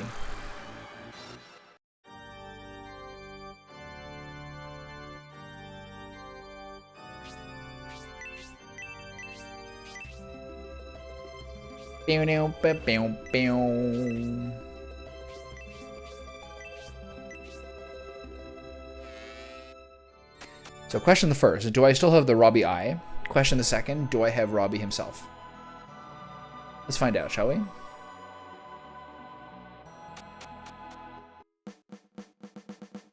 Electric Boogaloo. Oh, he's here. Oh my god, thank god. Jesus Christ. Status. Rock. Oh my god, life is so good. Okay, so all the pain and suffering is worth it. So now let's take a little sniff.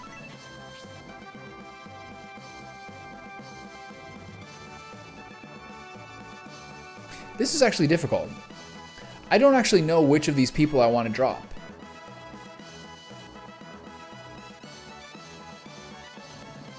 I mean, from what I hear, you nearly need Julian to be strong. But Julian isn't actually doing anything unique at this point. He's just an inferior Jorts. But, thirdly, generally speaking, characters that you get promoted end up being statistically inferior to characters who you continue to level. Now, the exception to this is Hera, who I sort of need because I only have one healer. But this is a good party. I really feel like you need a flying unit just because they're very useful to cross ground. And he does Zero does a ton of damage right now.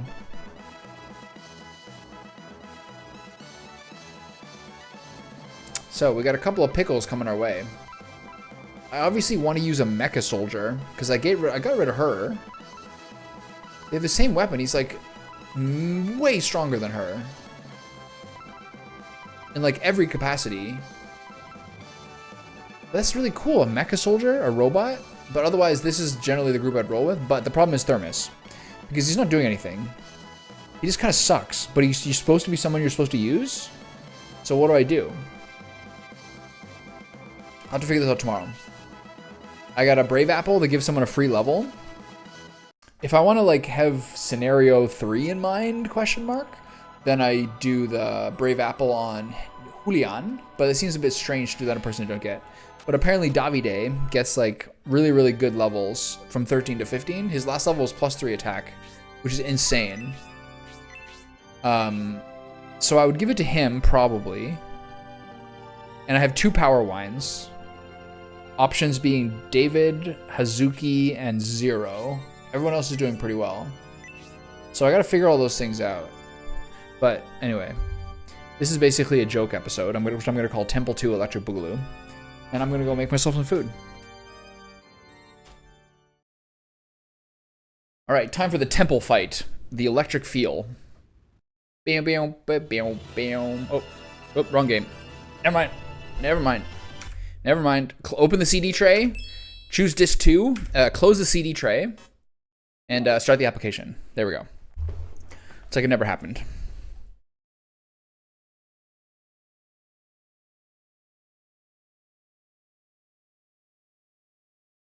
Yeah, they are super fun. I think it's cool that there's like special bosses. Inner Owl, Inner Genichiro. Those were really fun. I was just thinking today, yeah.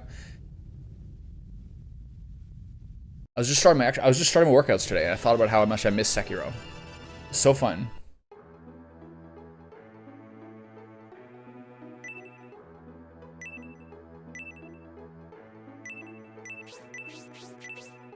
Okay, so there's a couple things to figure out here. One is the Demon of Hatred's so hard, unless you have the finger whistle. Yeah, for sure.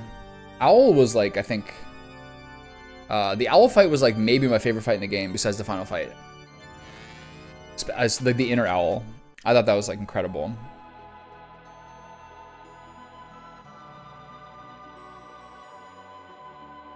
Yeah, so fun. Okay, so I got a couple of things to figure out here. One, I would like to get Robbie in the party, but who loses out? I think it's actually Thermos. And I can't really keep playing this game because I can't just keep doing this like promotion thing. So I gotta promote my guys and start blazing through some content here because I'm like I'm on the second fight of chapter 4.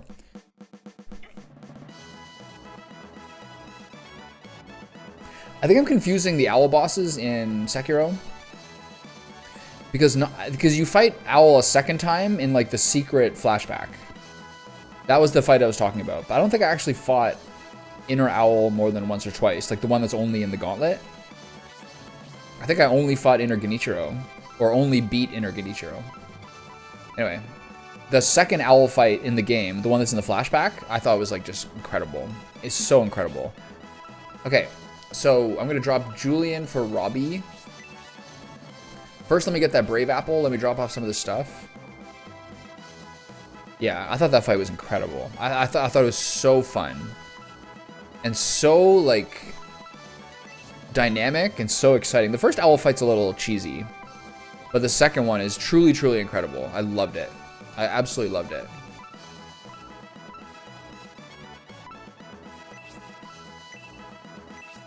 Okay, so it seems like kind of... I like having Hera to have a second healer and to have the support spell. The other one's called Father Fight. Yeah, maybe. The one where he like constantly like dodges to the side and like throws a smoke bomb in your face. So I want to take the I have a battle bracer. Okay, I'll take that. Okay, so I want the Brave Apple.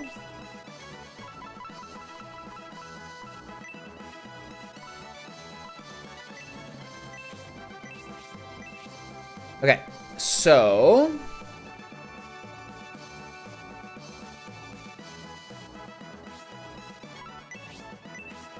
I have... Did I take the second power wine from inventory? Got a little life admin here. Have to figure out. So I think I have 2 power spears.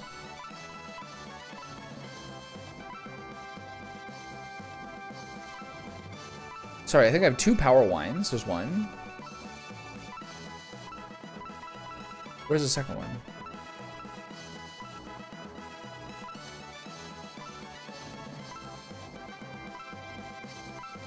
There it is. So I guess I got one of the +3 levels with David. I do kind of want to consider Thermos a little bit, but I don't actually care that much. I'm not sure how to like approach this because I know he's supposed to be good for scenario 3, but he's already like level 12. Using a Brave Apple on a guy I don't really see myself using right now because he doesn't have a whole lot of utility. Like, this guy is not doing anything except being a worse version of Jorts right now, so why should I use him? And they're saying the Brave Apple levels on Davide help a lot. Is there anyone else kind of under level criminally? Waltz, but I'm not using Waltz anymore. Campbell is a little under leveled. He's really fallen off here. I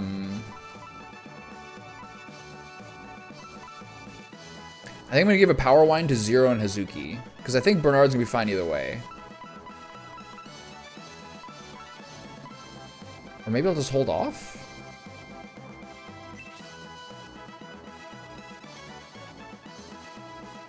Okay, let's say I use this Brave Apple on David. What happens? Attack by 3, agility by 1. That's good enough. Okay, so I'll keep the Power Wine. I'll do all my promotions now. That means I should go get these rings. At least this one ring here, the white ring. I'm probably gonna give it to him. Okay.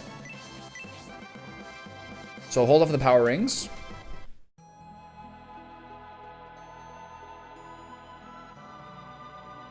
Yeah, I'm really curious what like the next FromSoft games are gonna be.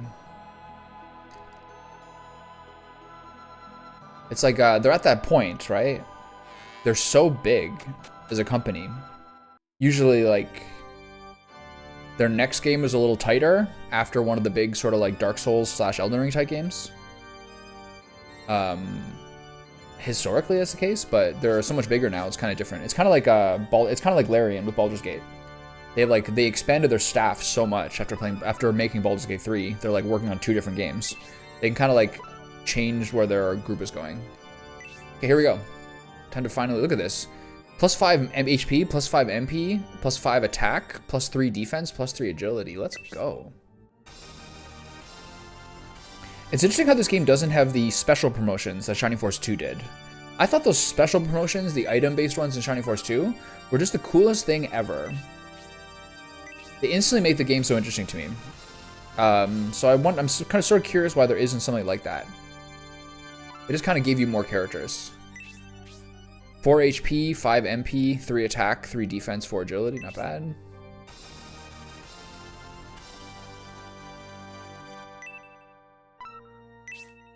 Four HP, 4 MP, 3 attack, 4 defense, 2 agility. His stats are really high right now.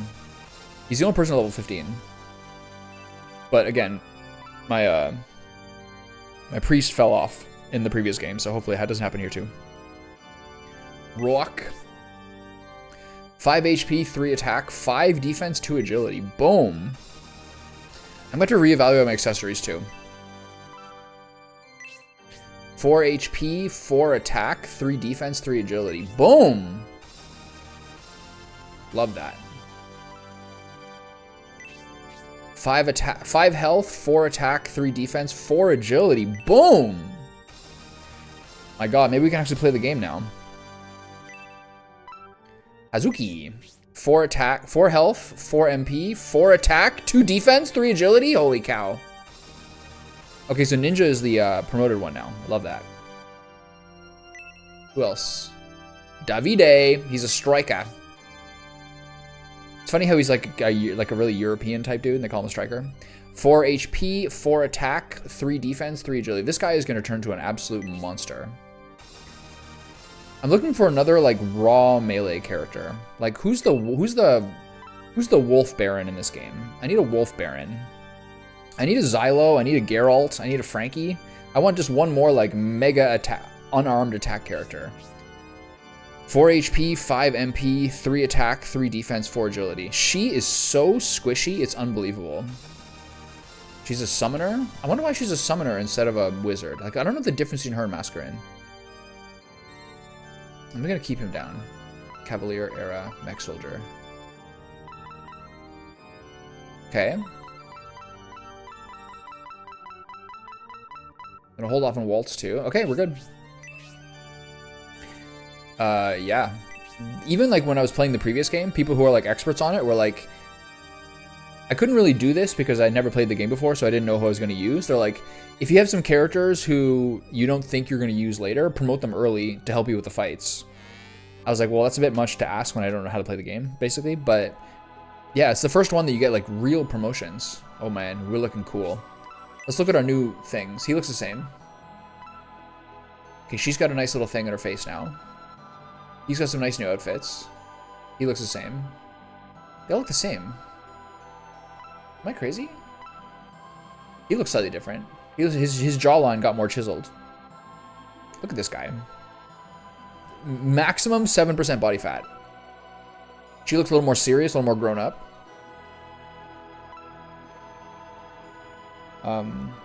Yeah. Not many of them have like a really different profile pic. They just have like a different color scheme and like new clothes. Is it good to over-level pre-promotion in this game? I don't know. The game gets pretty hard if you don't promote. David Stryker is a good 70s. Yeah, it's true. Mike Hammer and David Stryker are the Detective Bros. You can level up between 10 and 20. Usually like 13, 14, 15 is like maybe a good idea. If you level a 10, the game's easier early but hard later. And if you can survive to like 20, your guys will be kind of OP. It's kind of like Shining Force 2. I think. I don't actually know. Time to sell some of my chaff. I'm going to look around my accessories and I'm going to radically reevaluate all my accessories.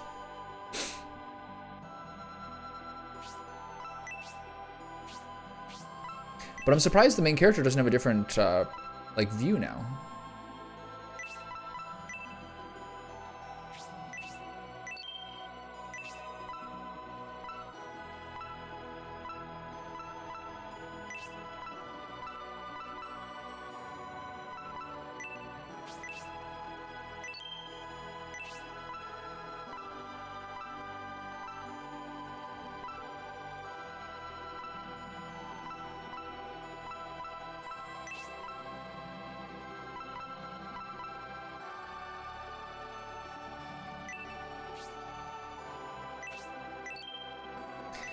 Okay, let's do a radical reevaluation of our accessories. So everyone unequip. Wear accessory, unequip. Wear accessory, unequip. Wear accessory. Okay, never mind. We're gonna start getting into battle. I'm gonna start using the. I'm gonna stop using medicinal herbs and start using the healing water. So I'm gonna sell this all. I'm gonna sell them all. I have a lot of money right now. I'm gonna sell my little dinky boys. I almost got a lot of health now. So we're doing a little battle cleanup here. 7 gold, please.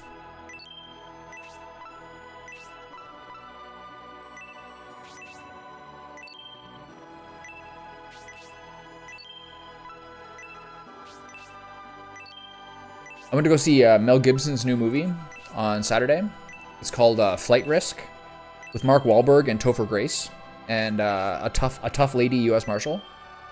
It was a very, very, very funny movie. For one, it was a tight 90 minutes. Basically, Topher Grace is an expert witness for like a mobster. He's like his accountant. And in some ways, it was kind of like the movie Locke featuring Tom Hardy, in that like a lot of the plot advancement only happened by like radio calls to someone. Because the tough lady U.S. Marshal and Topher Grace were taking a charter flight from like the middle of nowhere in Alaska to Anchorage. And then the guy who's supposed to be the charter pilot gets like murdered by Mark Wahlberg. And Mark Wahlberg takes over because he's working for this Moretti guy. And so all the story, sorry, yeah. All the story, yeah, I saw it in theaters. It just came out like last week. All the story happens by like radio calls to like her U.S. Marshal type FBI connections, U.S. Marshal connections, and all the plot happens on the plane as they like. But what's so funny about it is that you get Mark Wahlberg, who's like in many ways a very big star, but Mark Wahlberg is like unconscious, tied up, comatose, or some otherwise indisposed for like 60% of the movie as they try to figure stuff up, and occasionally he comes to life and escapes, and they have to like knock him back out and tie him back up. It's so funny. I've never seen a plot like that before. He's like just basically indisposed the entire time, and occasionally trying to like plot to escape. It's so funny.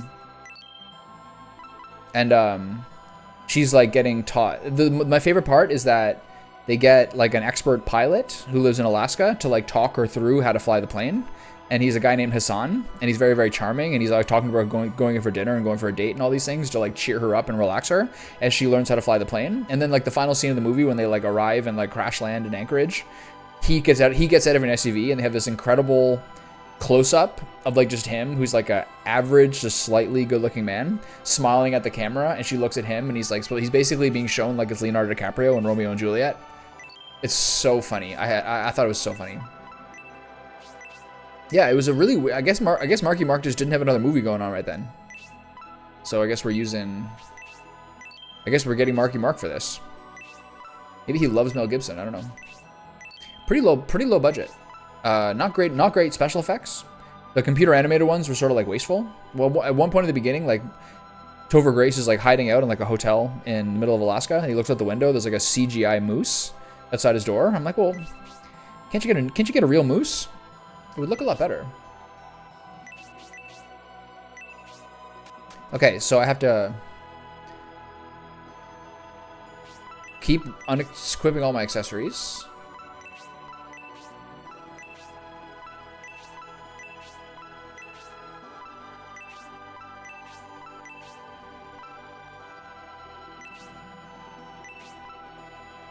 I think you can keep the loincloth. I think it's pretty much a lock.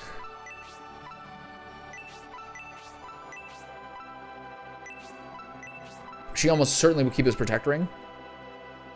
Unless I literally give her the white ring. Okay, so do I have any other accessories in the bank?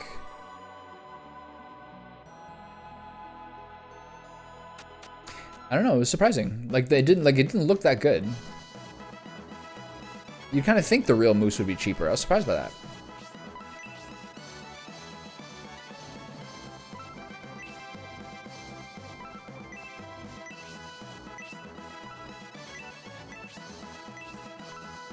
You get a healing drop. You get a healing drop.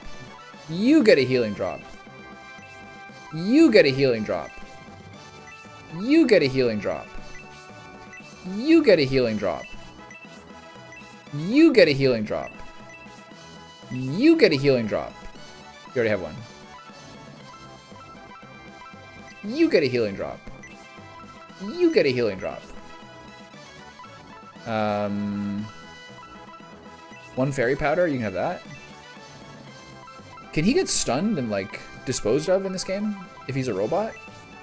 You shouldn't be able to confuse or stun a robot. Okay, so let's look this over. White ring on the hero generally is a pretty good call. Just for the raw tankiness it gives him. Life ring with the constant healing, you probably give to someone else who's a frontliner. You can have a life ring. Fine. Protect bracer. Protect bracer is how much? +3. It's not great. She needs something better. So what's silver ring? Silver ring's +2 defense, +1 luck. Not great either. What are the other like totally obvious ones? What's the Gale ring? +5 defense, +5 agility. I need the +5 defense ones on my my two wizards. They're very, very weak in this. Swift boots is just +5 agility, right? Yeah. Protect ring. +5 defense is fine.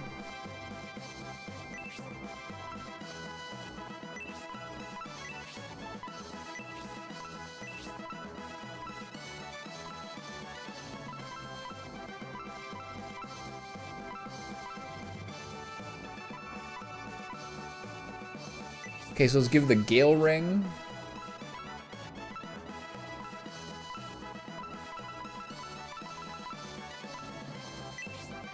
To Synthesis.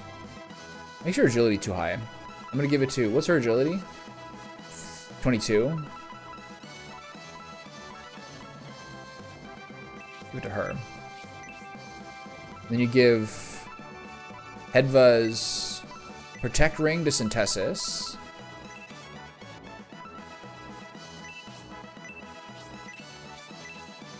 Oops. Got lost in the sauce there a little bit. Hedva. Equip. Gale Ring. And then give her Protect Bracer. Probably to Uriado. Yeah. +3 is fine. Okay, so what are some other ones I need to do? Who needs the Swift ring? The Swift boots the most. He's got really, really disgusting low agility. Probably Rock. Yeah.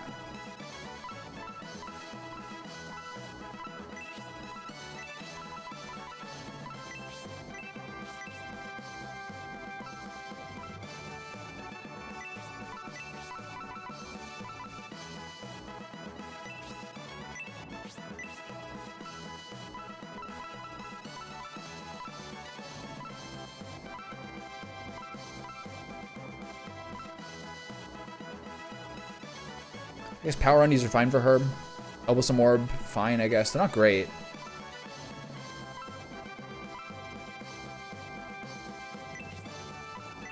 Who gets the Silver Ring?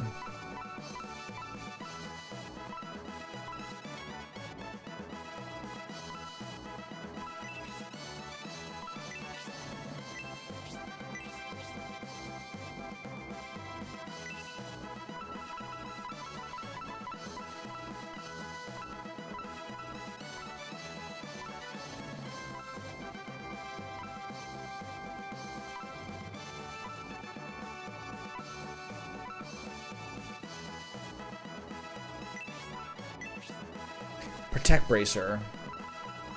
Azuki? She can't use it. Hera? Defense is pretty good.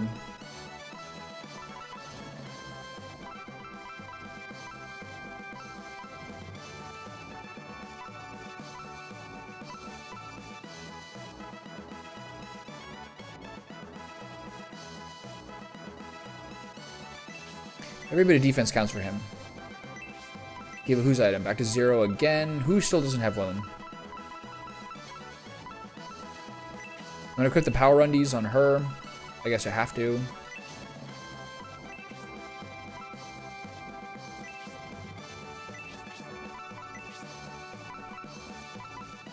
Oh, I still got a life ring in this guy. What the? Defense 4.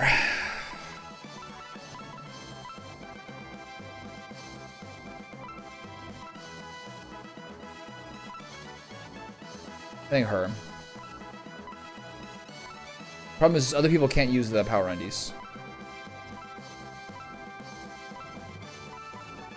Maybe him. His defense is very high. We just finished season 1 of Twin Peaks. I heard season 2 is when it gets kind of bad, but I really want to get to season 3 revival, which is apparently batshit crazy. Was the season 3 revival the one that was like within the last 10 years? I've never watched Twin Peaks. How are you liking it so far? I definitely plan on watching it soon. Life ring, life ring, life ring. Okay, can anyone else use the Power Undies?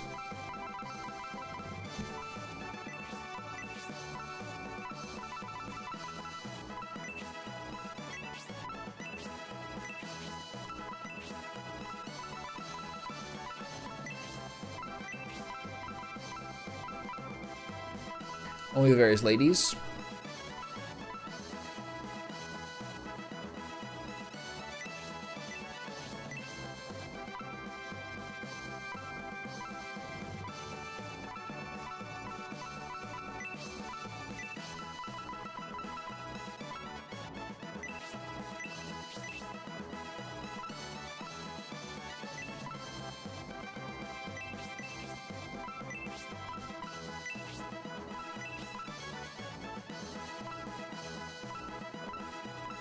So who am I missing? I think one person is... I still have a silver ring. Who else doesn't have an accessory? Robbie. Fine.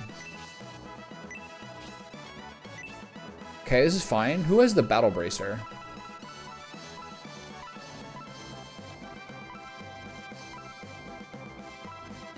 Don't I have a battle bracer somewhere? I sell it?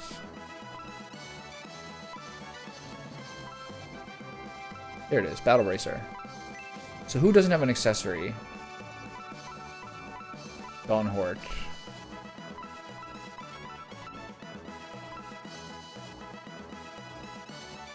I guess that's fine. Alright, we're good. How's everybody's equipment? Is everyone... You need healing?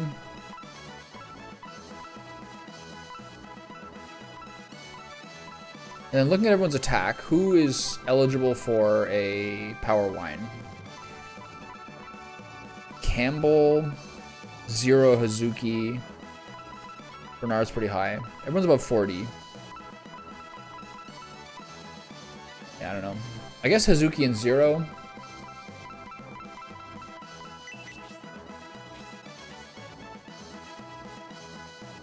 Yeah, I think it must have been like that's something I was reading the other day because people were kind of talking about it so much after David Lynch dies. It must have been so funny in like the early 90s, late 80s, whenever it came out, where like you think it's gonna be one thing and then you just over time realize how just insane it is. I think it was a really big thing at the time. I think it was like Who Killed Laura Palmer was like a huge thing that like got a lot of attention. Good for David Lynch making a popular TV show like that.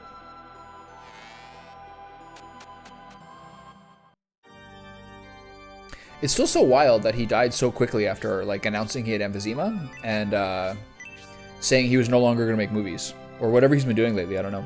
I don't know what he's done the last like.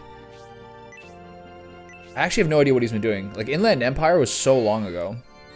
I guess Twin Peaks was the next thing, but like. It was like 3 months ago or something where he says, I'm no longer going to work on film sets because my lifetime of smoking, which I don't regret, has kind of made things too hard. And then he didn't take long to kind of like conk out. Almost like he needed the work to keep himself going or something. It's kind of sad. But for a guy who had a cigarette in his hand for like his entire adult life, 78's like not bad. I guess. Okay, I really should use those power wines. Time for this hellish battle. I'm finally going skating in the canal today. Overdue. I think this is the first year the canal's been open for a couple years. I think this is like I think the canal was only open for like a week or two last year, and then the year before wasn't open at all. Yeah, my uncle who I worked with at the bookstore. Uncle, cousin, whatever he is, he has had emphysema for forever. He has an oxygen tank and all these things. It really makes it hard for him to travel. Sad. Okay, so now there's still probably going to be the 4 dudes in here. So I kind of have to figure out. I just don't know where to move on this map that I don't get murdered. You have to basically run to the front. I'm just gonna run up the middle, see what happens.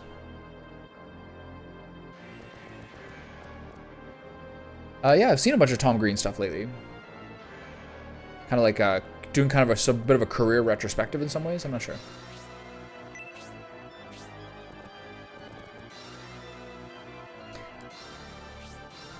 It was interesting when I was like when Tom Green was becoming very popular, like outside of Ottawa, but like internationally, and people being like, I remember like kids I went to school with are like, yeah, I know him. Like kids who went to school with would be like, yeah, like. I see him at the skate park all the time. He's like a sick old school skateboarder. Like go up the side and like go on one hand and like hold the skateboard with the other hand. He was just like a Ottawa character.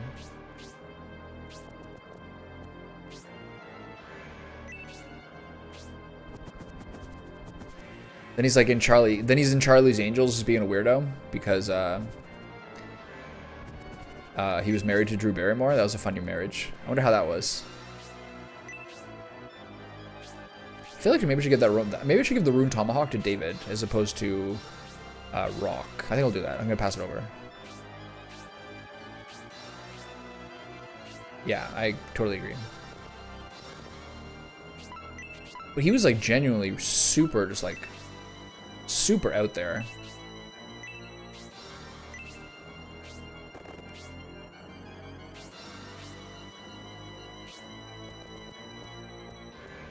His like old skits in Ottawa were so like, the ones he just did like on the streets were like super, super weird. Those Charlie's Angels movies were really big. He also, interestingly, he was also the person who inspired Joe Rogan to start podcasting like 20 years ago, because he saw like Tom Green's at-home setup. He's like, wait a minute, I could just do this. And like, say what you will about Joe Rogan, but he's like really popularized like the medium in a lot of ways for a lot of like kind of dudes. But, like, Joe Rogan appearing on Tom Green's show was like the point where he's like, yeah, you could just like start recording on your own. Like, you don't need to be part of like a studio setup anymore. It's an interesting sort of like trivia bit of yet another way that he was like very influential. Yeah. Do you like it so far? Check the OR. Oh, I forgot to take out. Wait, so who's in the... Hold on. Who's in the... If Thermos is here, who am I missing? If Hera and Robbie are with me, 1, 2, 3, 4, 5, 6, 7, 8, 9, 10, 11, 12, 13. So who am I missing? I think I have everyone.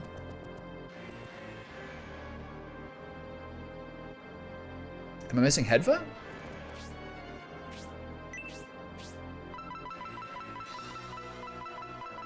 Yeah, Hedva's the one who's out here. My mistake. Gotta drop her for Thermos.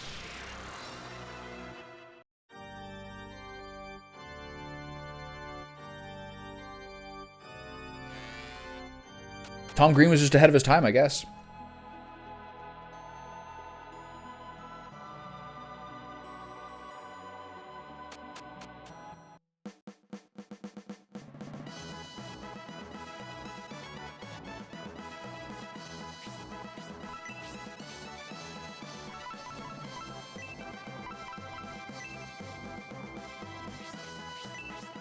Okay, let's give the Tomahawk from David to Rock.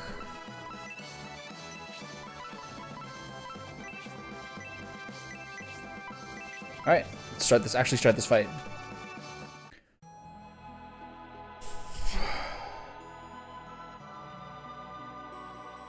I don't understand what you mean. If it wasn't Rogan, someone else would have taken Limbaugh's spot? What do you mean? I don't get it.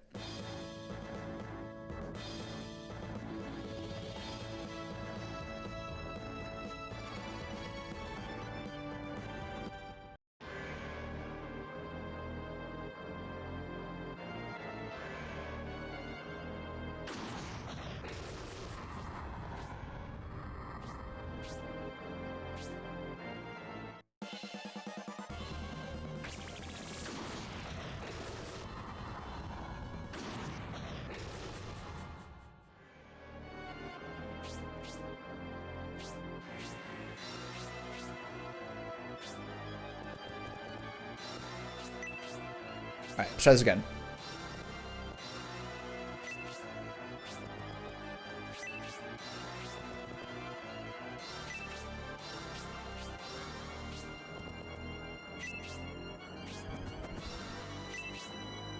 Okay, so we have to watch out for the guys coming from behind us. The 4 dudes who are going to show up and be like high damage guys. So I have to kind of find a part. I think I have to basically rush to the right side and take out the guys who come up from the back. Dispose of them so I don't get caught up in the crossfire. So I have to run, I have to wheel over to the right. This is the only place I can get a good support item on everybody, but it doesn't really matter to do right now. I'll wait a turn.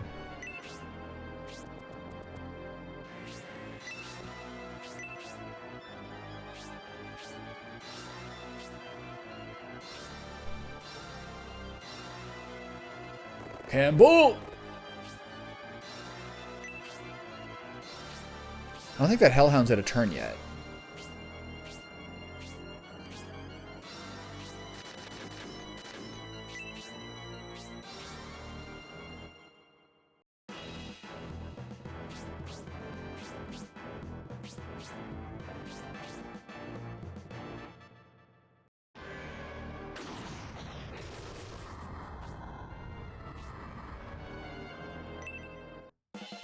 So now, we rush to the right as best we can, and we deal with the 2 assassins and 2 doggies that are behind us, and then basically I'm just going to try to run up the middle and just tank the damage, I guess, because it seems to be random where the electricity comes from. I'm not really sure how to navigate this fight that well without taking just like a ton of cheap damage.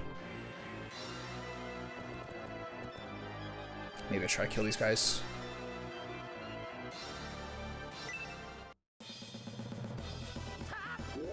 Maybe a one-shot.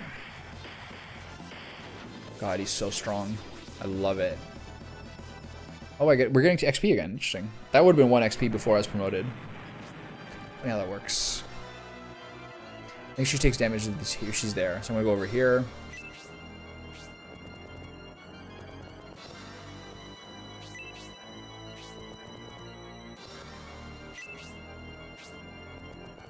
It's fine.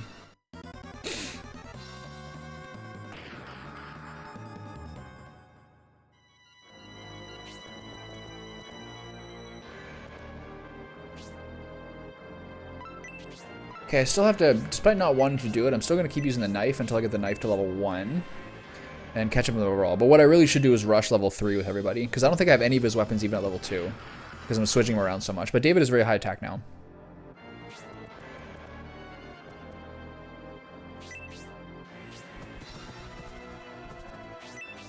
I think I'm just going to get toasted by this electricity.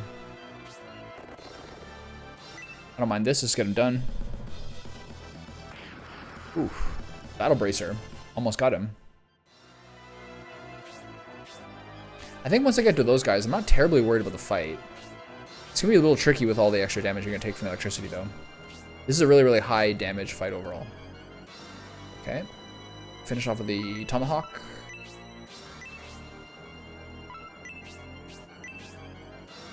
It's fine.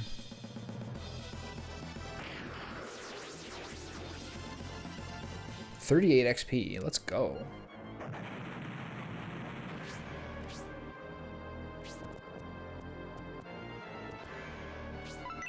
It's a good time to use a support item, the support spell.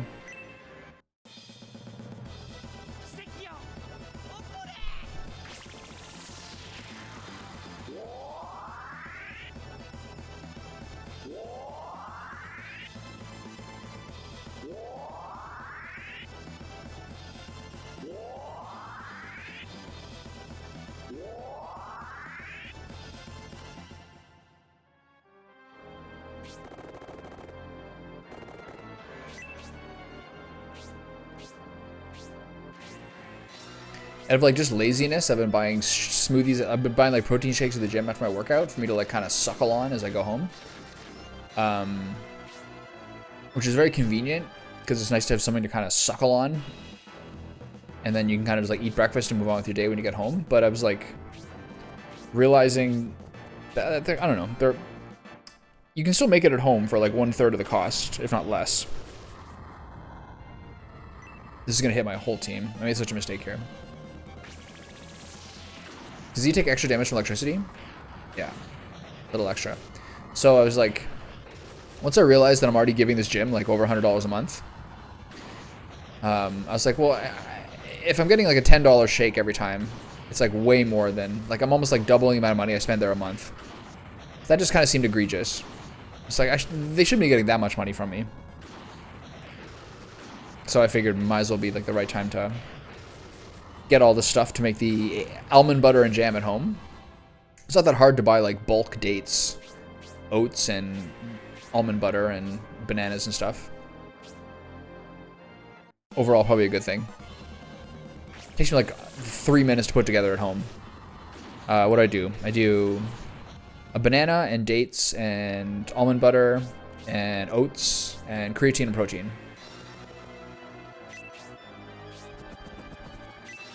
Okay, let's start patching up the boys here.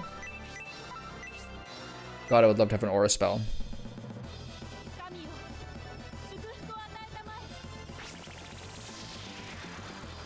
This is going to be a really hard fight on the healers.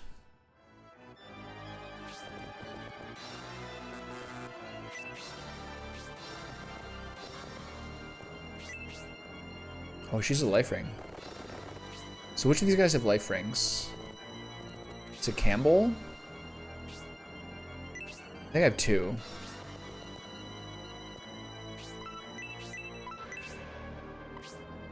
I always try to heal other people.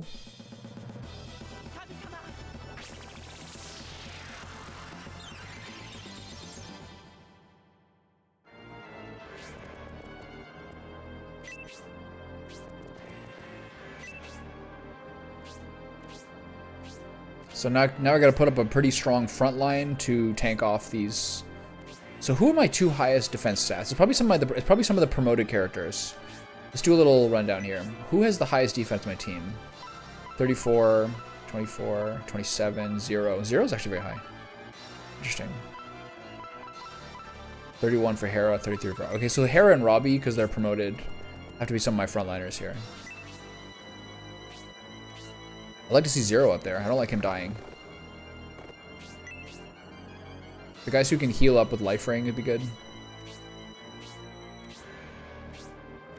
Those guys aren't going to get pulled till I go further. I feel like I'm going to take more damage here. No? Alright.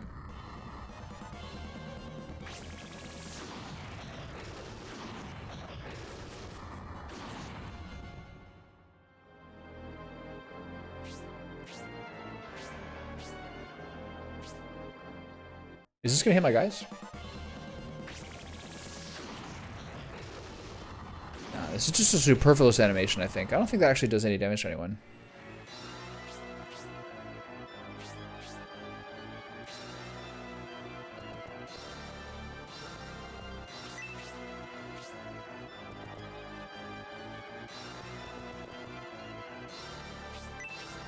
So these are my frontliners.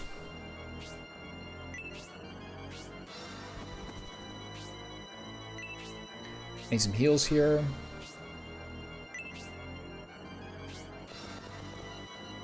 Okay, this is probably one of the best people to take these hits. Pretty tanky.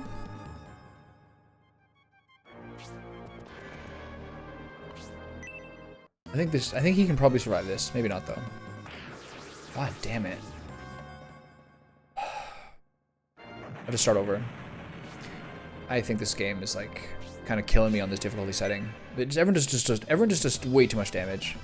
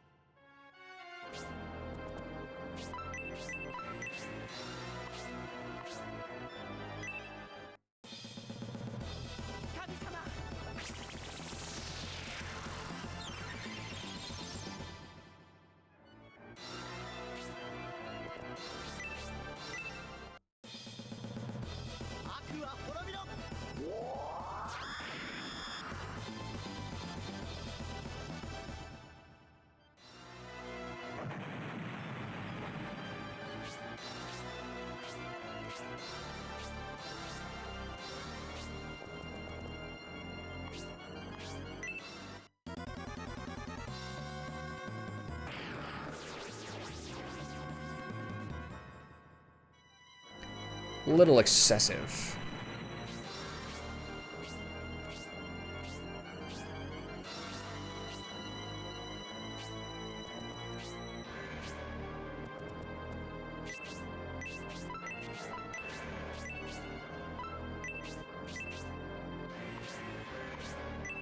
A little excessive.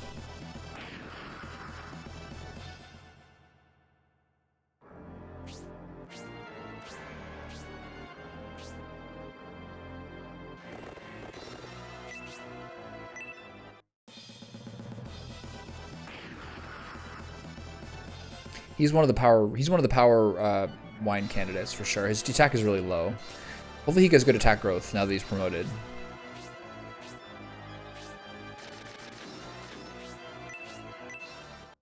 Let's see his attack.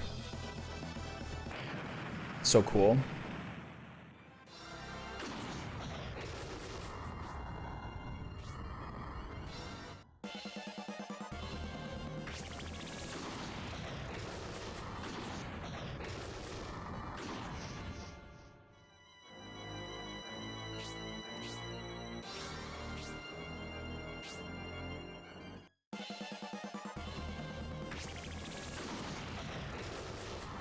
Methinks that my impression is so far this is probably the worst battle. Actually, no. This is one of the worst battles so far, for sure. Just in terms of like its annoying kind of time-wasting mechanisms. And like the randomness of it. That battle in the sand was a bit weird. The Kraken battle was pretty rough, but it had like some nice ambition to it. This is a pretty bad one though. Methinks. It's definitely up there. High up there. She has very little damage because she doesn't have the Cestus leveled up. And it's also like the lowest level of the weapon. Okay, I'm gonna get it here because I lost 2 guys early. Oof, man, this battle is wasting so much of my life. Real old school English. Hitting him with a Shakespeare era methinks.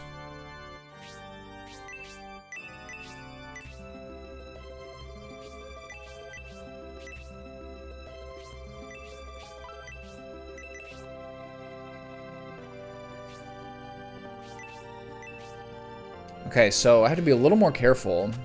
Those guys are all, like, the guys who come out of the temple are very, very, very high attack. So how am I going to navigate this?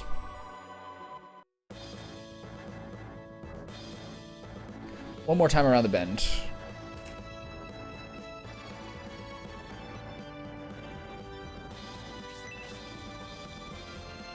It's like the 5th time I've done this, probably, or 6th.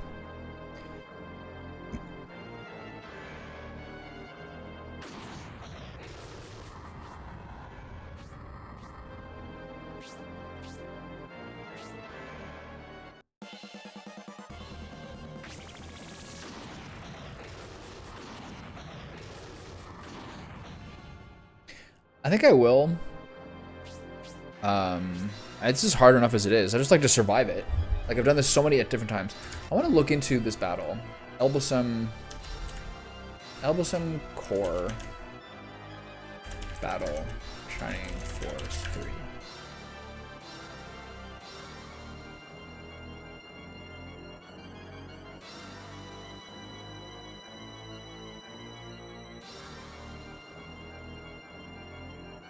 This is a battle. This is a thread about talking about what they should be called.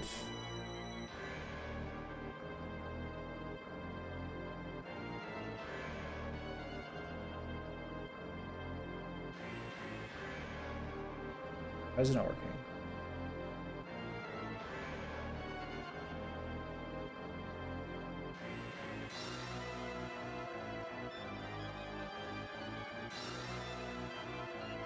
Electro-Temple core.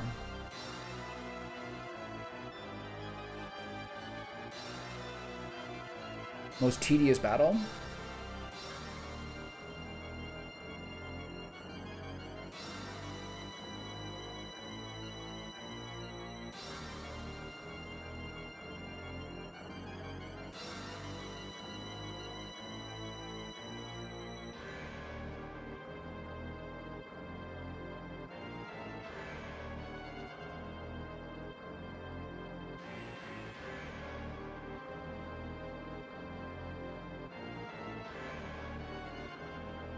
This person knows how to work the safety zones.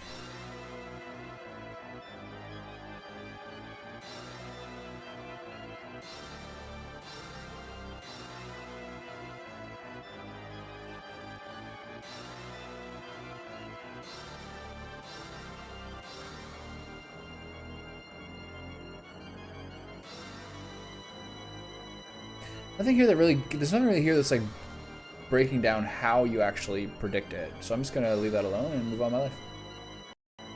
Forget about it. You have to get this treasure temple done, which takes a very, very long time, like easily like 10, 12 turns to do. These 6 cores have randomly do damage in a line between 2 cores. So it's very, very difficult to know when. Which 2, like, see, this line here will mean anyone who's in that range will probably take damage next turn. So it's just, I think it kind of like shows, it seems to me that the red lines show who's going to take damage on the next time these things get a turn.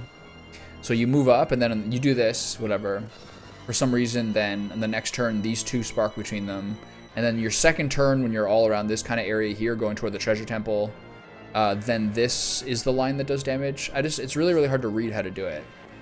But now that I've done it several times and I've got the temple done, I can just basically run up the middle But everyone's got very high attack. This is kind of around the point where they expect you to be promoted. So people's like general attack power is very high. So I've been losing guys early. It's just been like it's just been really tedious. Also, like 2 out of the 6 on any given turn. On any given round, 2 out of the 6 just do this animation called discharge. And then they just do a discharge and it wastes, like you have to watch them do it. And it doesn't really seem to like affect the map at all. It's just like a tedious sort of silly battle. I just don't quite understand the gimmick. There are safe zones that you can't get through. I just don't know how to do it, and I find the mechanics of it somewhat mystifying, I gotta say. So for a number of reasons, yeah. I barely even like got through it very often. I just lose people so early.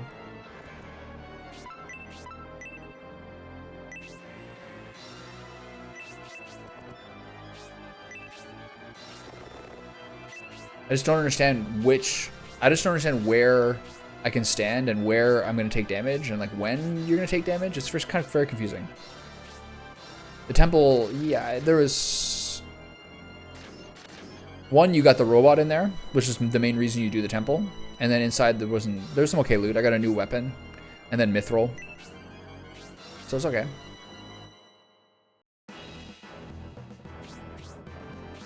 Just a bit of a weird one. But yeah, just a bit tedious because sometimes you like 2 of the cores do an animation every single time and the animation doesn't do anything.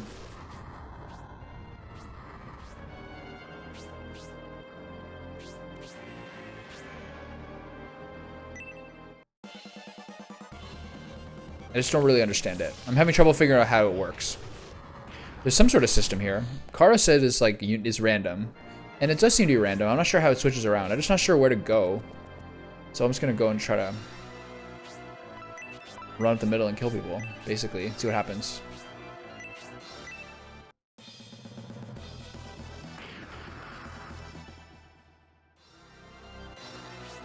Yeah, Robbie. I would like Robo, but Robbie, maybe not necessarily my favorite one.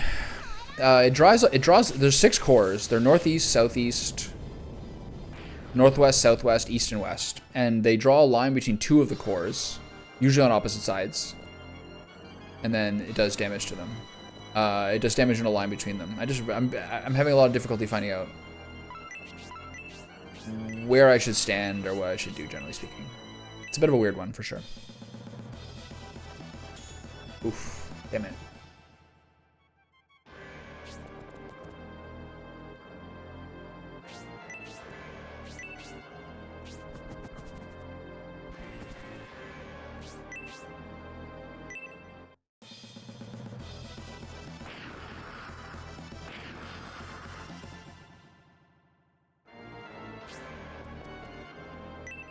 This might be a kill. If this is a kill, I might start over again. Oh, nice, she lived. Nice. The lizard man might kill her, though, unless I gotta heal. My next person who has a turn, I'm gonna heal her.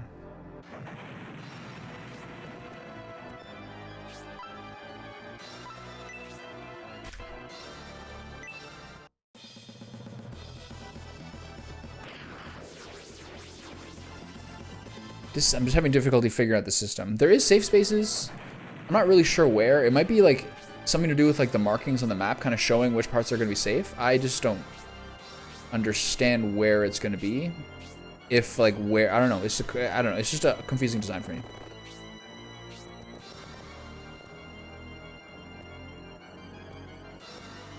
I'm going to heal her just in case here. I'm not sure where they're going to zap me next. Usually they zap between the 2 closest ones to me next, which means a bunch of my guys always get hit in the middle.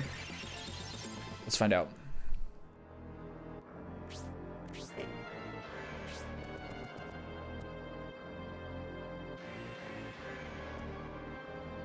I have a funny feeling that where the line was last time is where the next burst of damage is going to be. Let's find out. Usually it's the line between the 2 southern ones at the beginning of the fight. Next.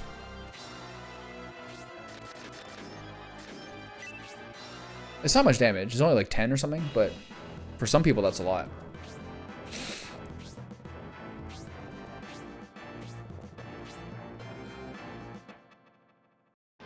It's a mystery.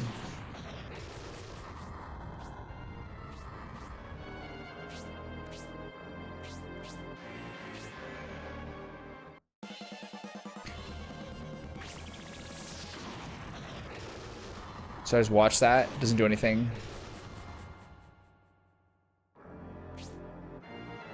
So now he just toasts like my whole team. Oh my god.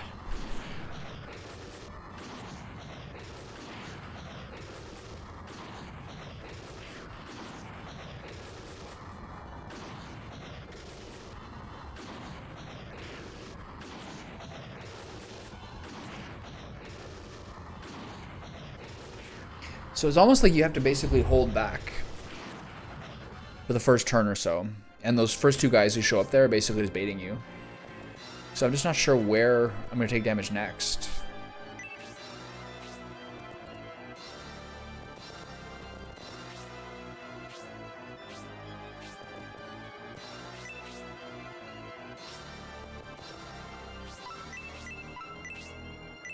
Not sure.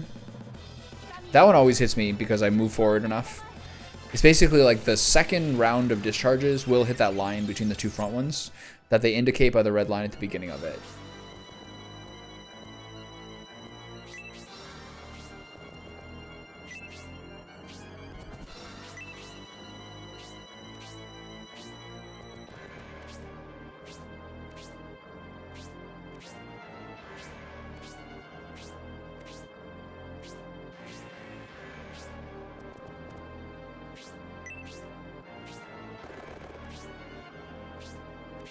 So there's now 3 different lines. So like, does this predict where we're going to take damage next? Simply don't understand.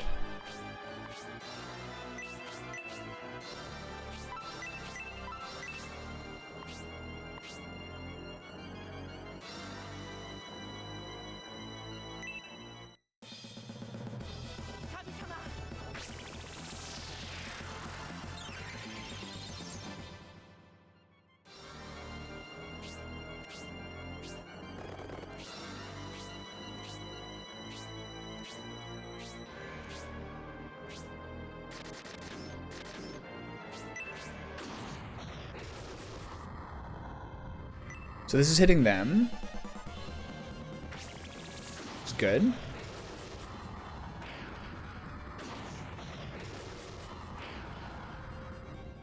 So what goes next? So now these are hitting all me. These are all hitting me again. I just don't understand.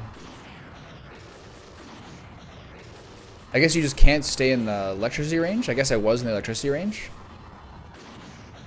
But sometimes there's nothing on the map, and then suddenly there's electricity where you are. I mean, hopefully no one dies.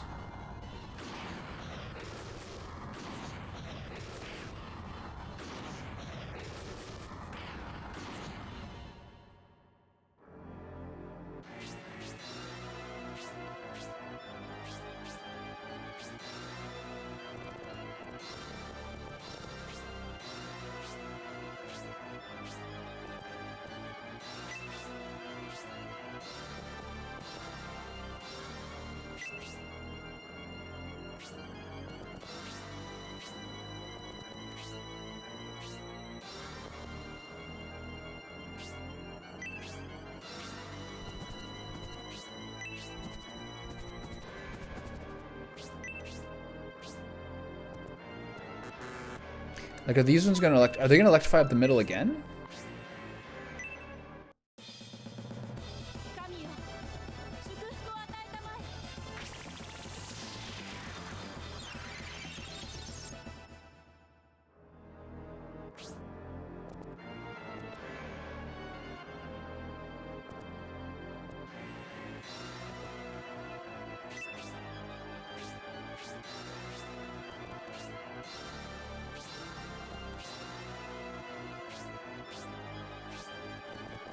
Oof.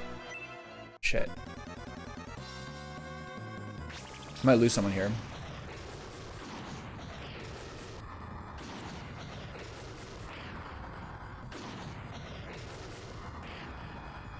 It's big damage.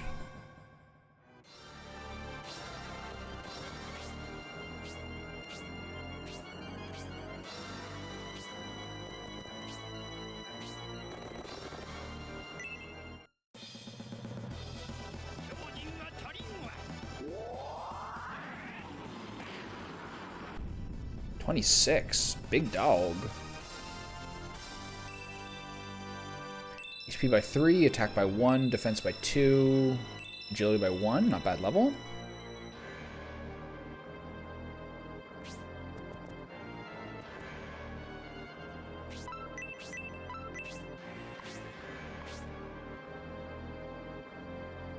How much to heal myself here?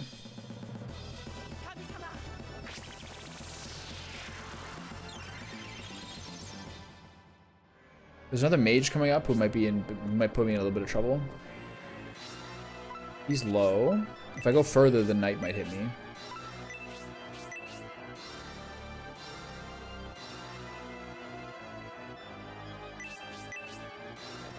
Wait a minute.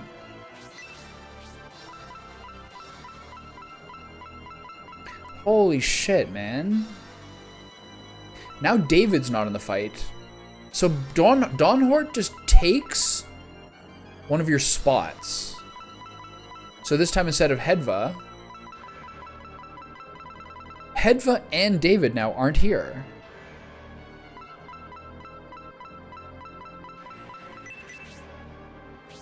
Now 2 people I want in this fight aren't here.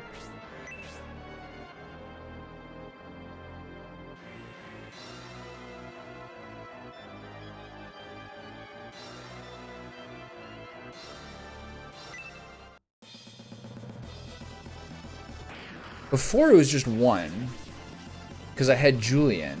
But now, 2 people I want in my party are not in my party, and I don't have a choice about it. It must be Robbie and Dawnhort are mandatory?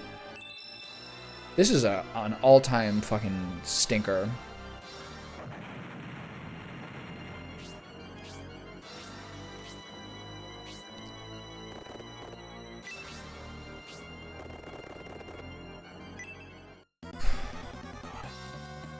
Knew I shouldn't put him up there. Oh my god. It's so bad.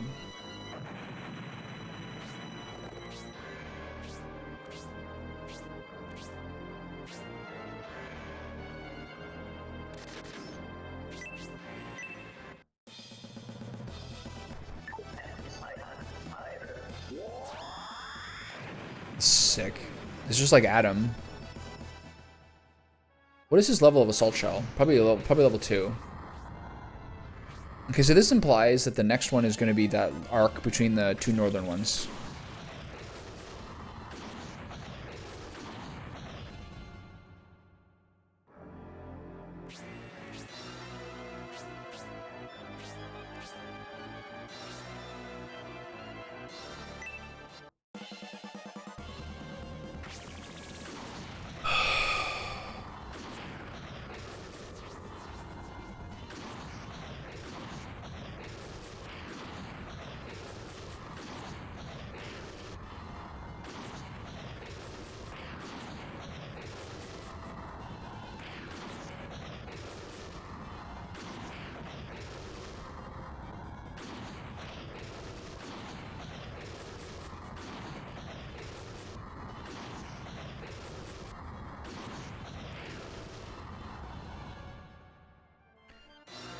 How was I to know this is the ones who were... How was I to know this is the next area that I was getting attacked in? Like... I feel like sick to my stomach, man. This is horrifying. I can't even move forward. Like, I don't know where to go or what to do. My hero's a 13.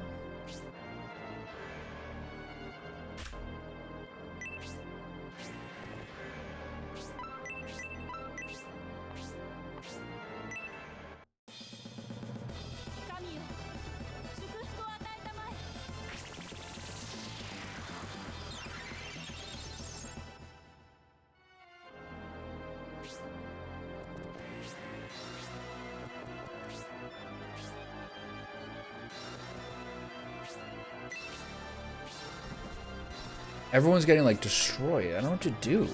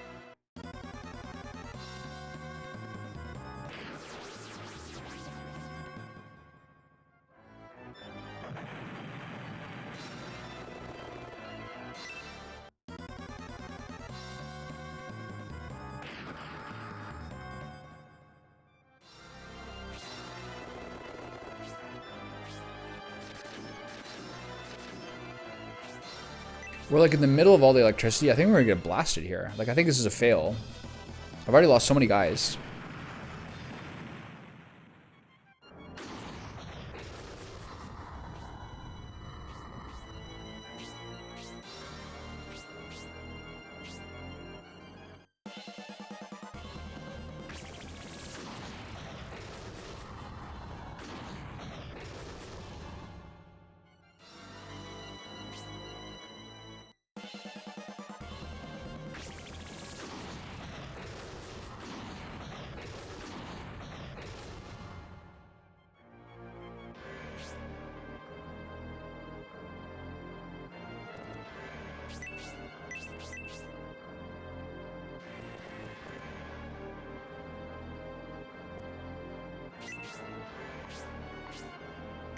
I don't have enough output to kill these guys going for me here.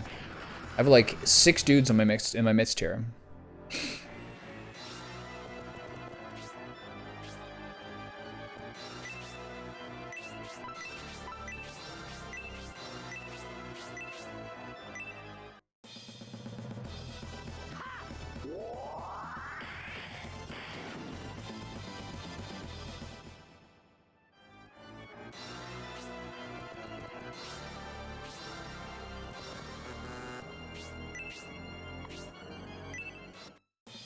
I'm gonna lose all my guys here.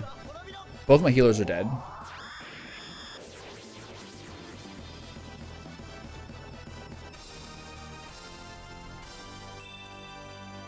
HP by 2, attack by 2, nice. Defense by 2. Nice, good level. This makes things a little easier.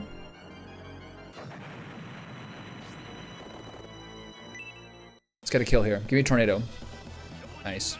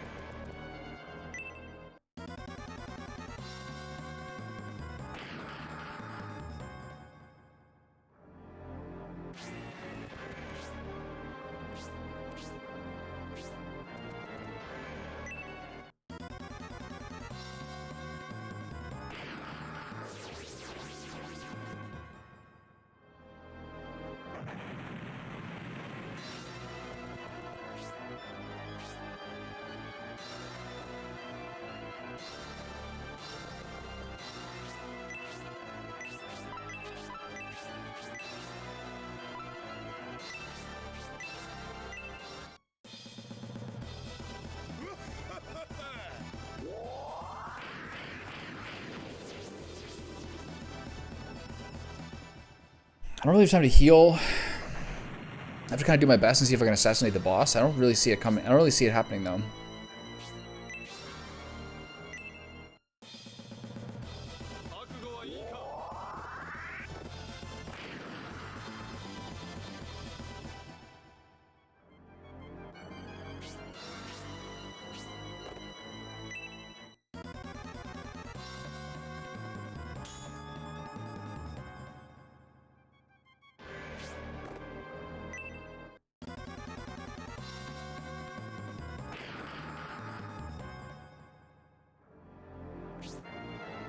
Okay, nice little reprieve. So let's try to take this wizard out before it does anything else.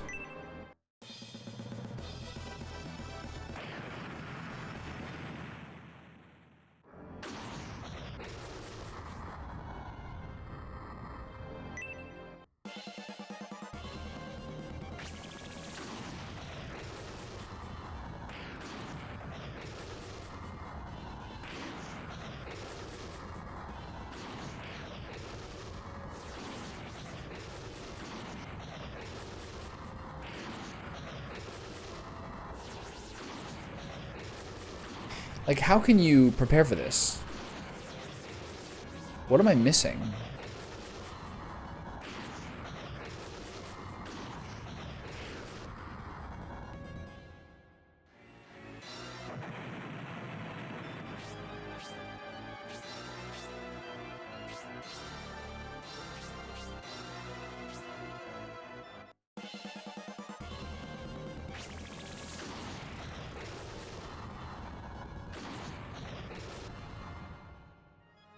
How many guys do I have left?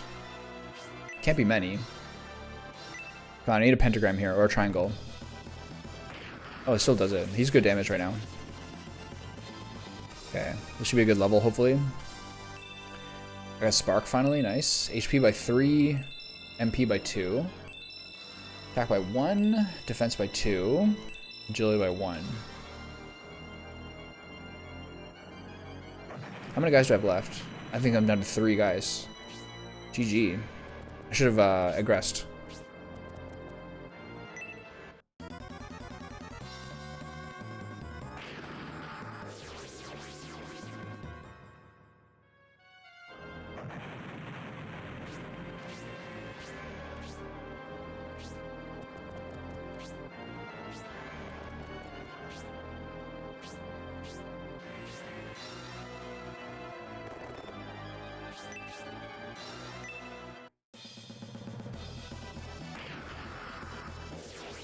I think I might load that state from about 5 minutes ago and just aggress. Because I'm pretty sure I'm going to lose Jorts here. HP by 2, attack by 2, defense by 2, agility by 1. Nice. Good for him. Now like 3 guys are going to attack me and my hero dies.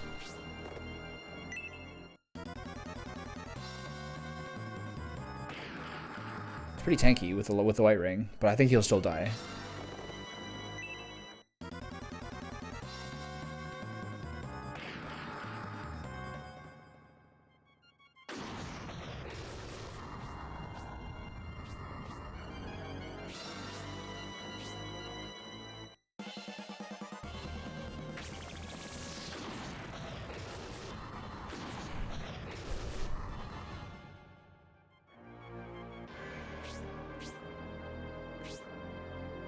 I guess you have to kind of like think about where the geometry would depict it so that there's safe spaces and just kind of go from safe space to safe space, but I don't really know where that is.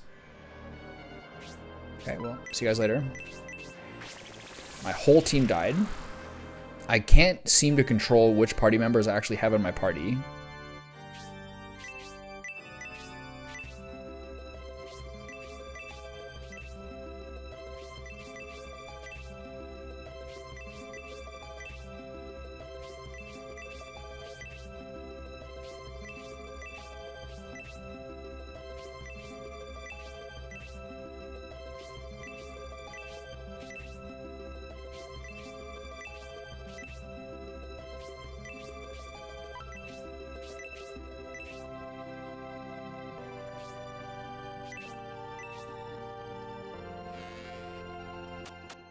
I gotta buy at least 1 more healing drop.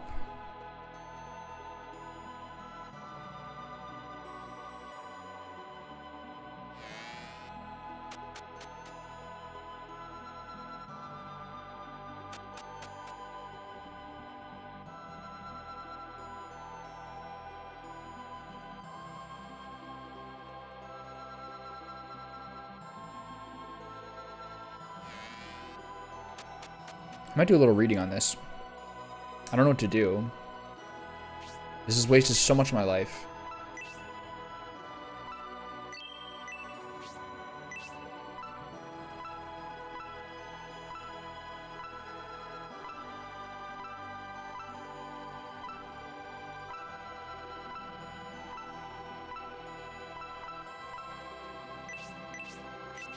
So, like, I have to go back to the headquarters and see who is in my party, and then figure out why Dawn Horde and Robbie are in here, and Hedva and David aren't.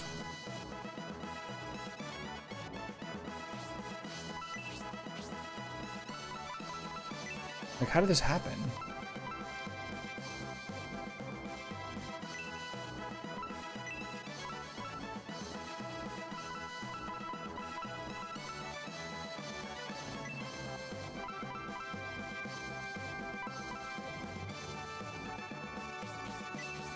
So, who's gonna get kicked out this time? Okay, let's do a little research here.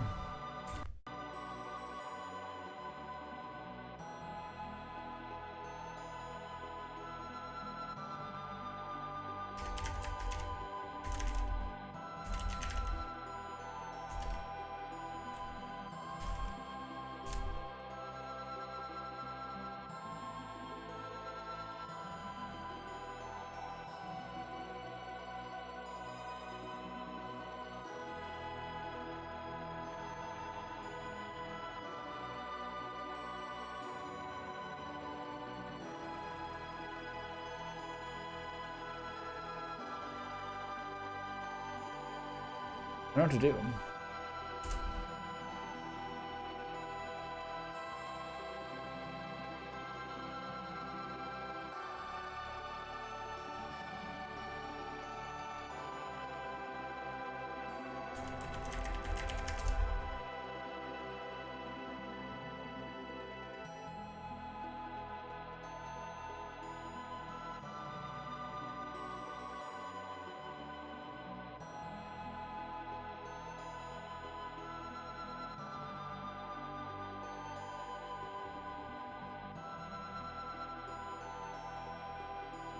There's nothing on the fucking internet.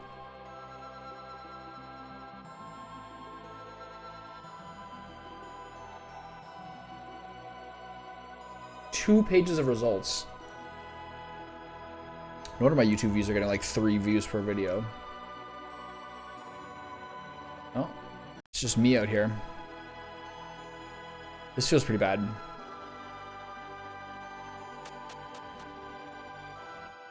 Like a 10% ideation seed is happening of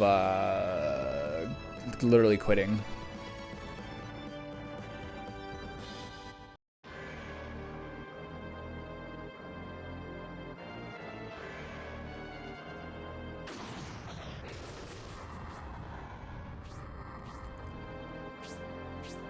It's a one-player game, right? So the guys you're challenging while roaming are computer players?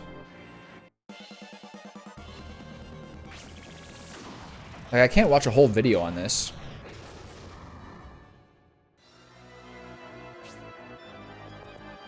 So basically we have to hold back initially, right?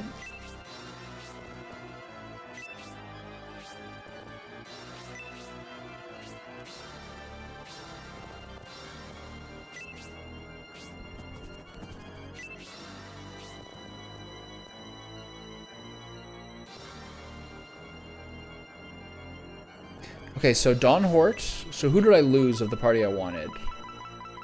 Robbie and Don Hort have to be here. So it's Hedva again getting shoved out. I guess it's like a lowest level type thing. Is there someone else I'm missing that I can't think of currently?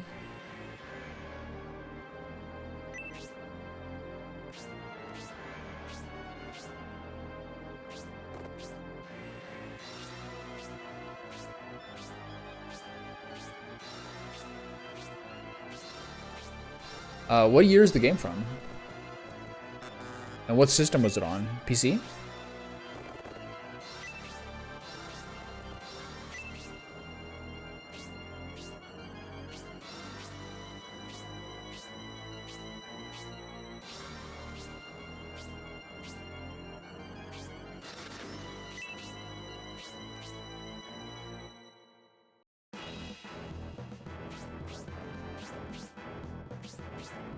What made you, what prompted you to play it?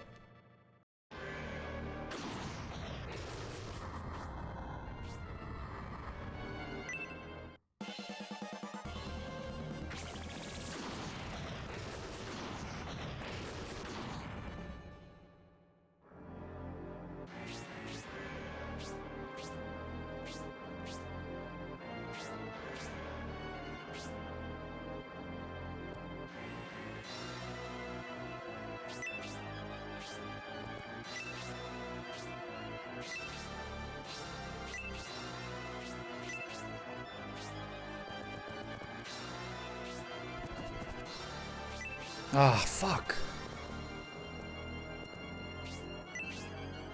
He got pushed aside back one space, compared to where I wanted him to be.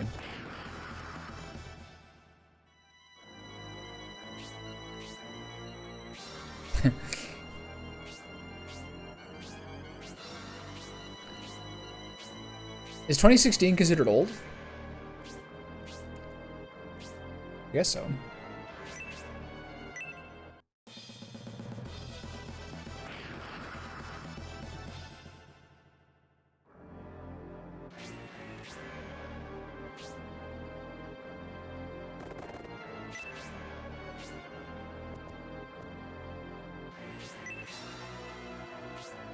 Basically, this Hellhound and the Lizardman at the beginning are sort of like your bait, essentially, for getting into the electricity.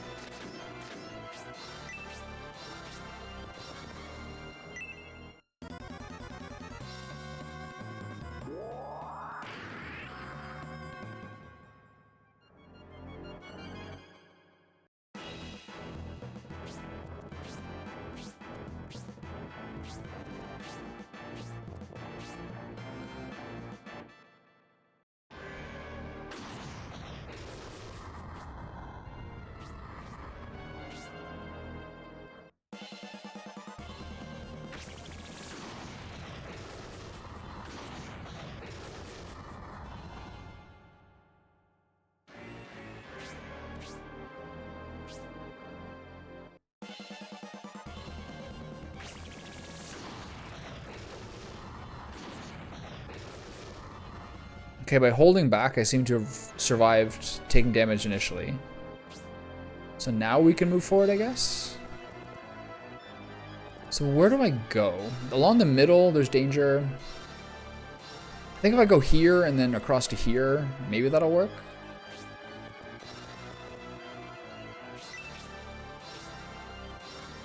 She's still level 1. Should get her a kill here.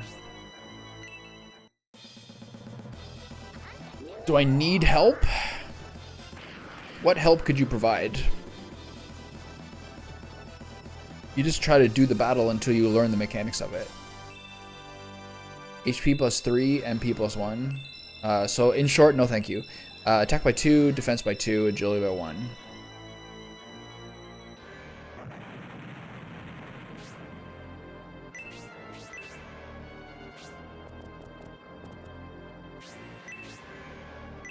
Give this guy a little touch up here. 22. My girl. Campbell, I'll heal here.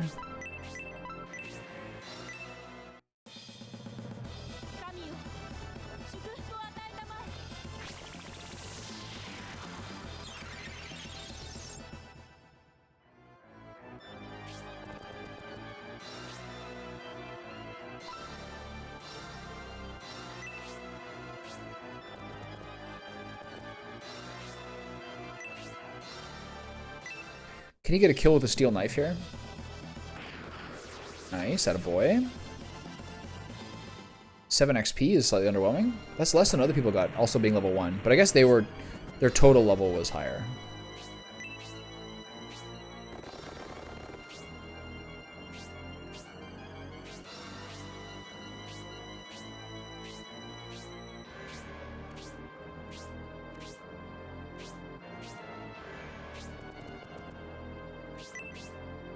I think I'm probably going to take damage here again.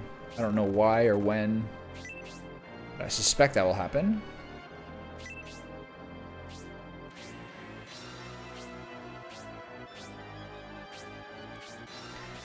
I don't know, maybe I'll turn the difficulty down for this one. I just don't understand the mechanics.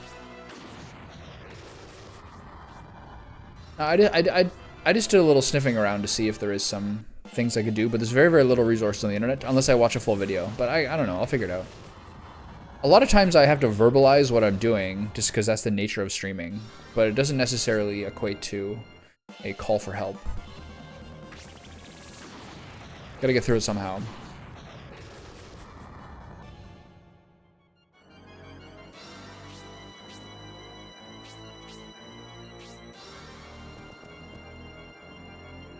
Okay, let's stay here, and then I'll try to gather people in this corner and then move across.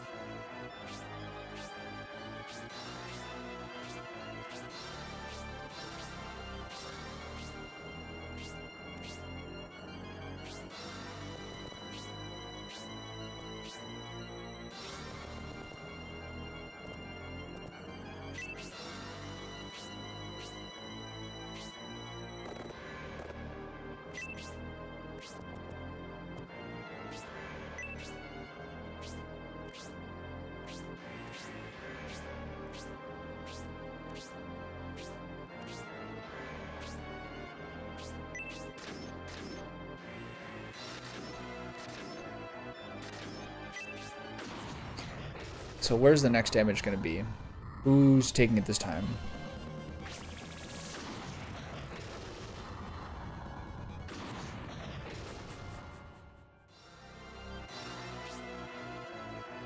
So now he's hitting my whole team here, because I guess I was too near to this one. I think this is hitting 3 people, maybe 4.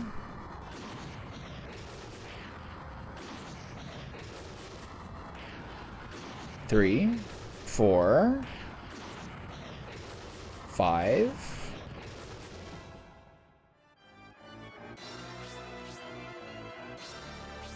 This has to go down there in like all-time worst battles, right?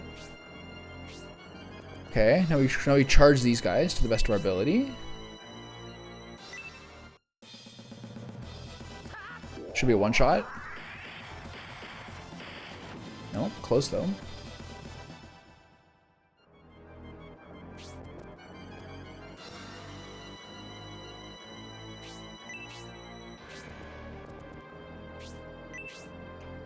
I don't know, am I safe here?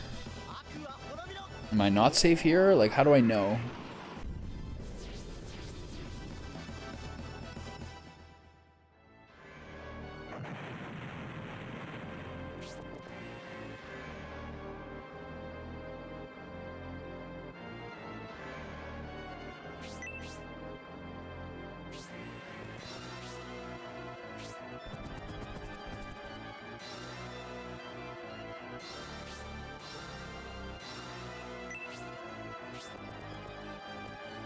And I feel like no matter where I go, I'm like in so much trouble.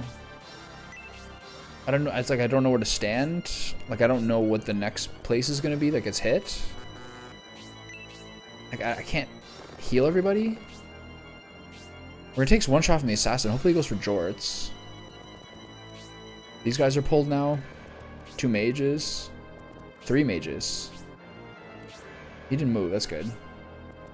So now the next round where the cores change orientation, then we just see how much trouble we're in.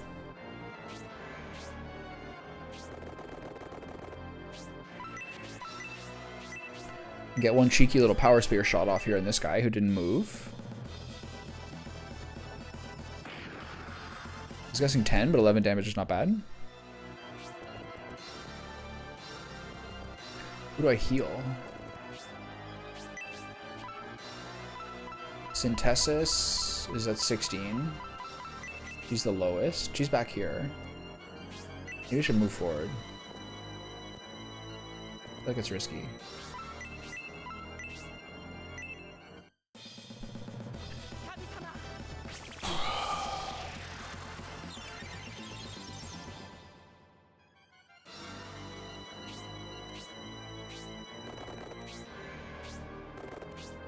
The whole team's coming from here.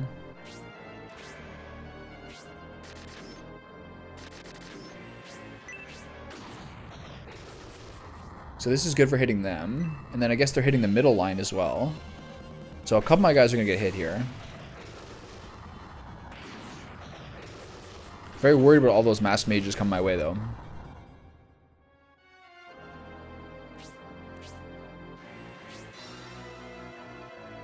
So this might only be hitting one person.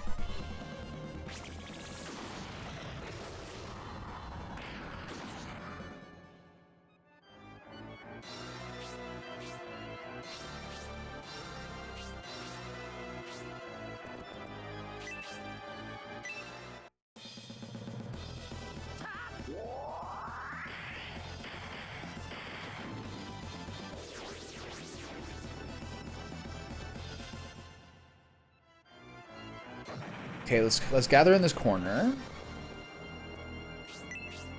And then try not to be too close to each other for the mages.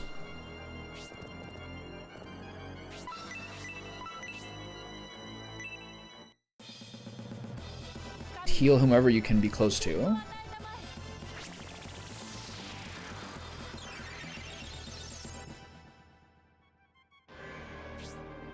This is the kind of battle I think would be like greatly improved by having like a notification of which ones are going to be the next danger zones.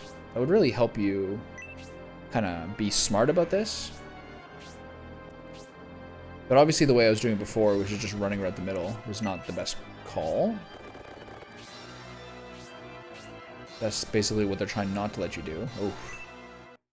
Okay, 2-man Spark, but at least he's in the team now, so we should be able to take him out. 15 damage to Don Hort.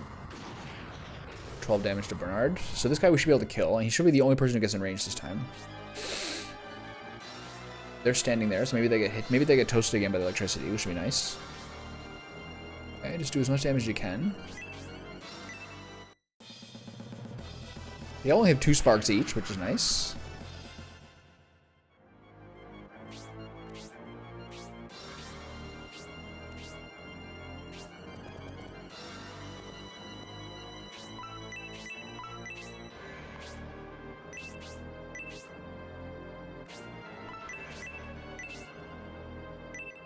Waste 5 mana to heal him here.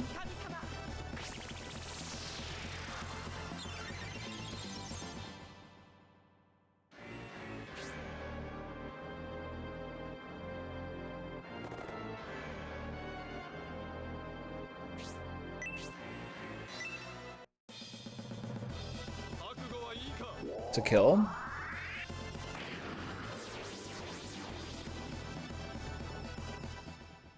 Okay.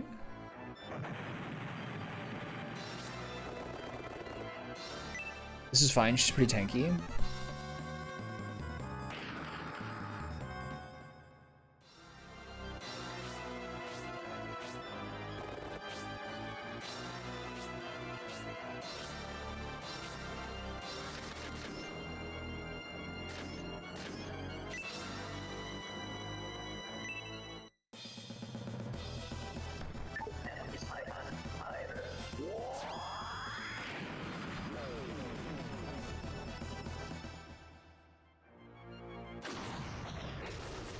This doesn't look good.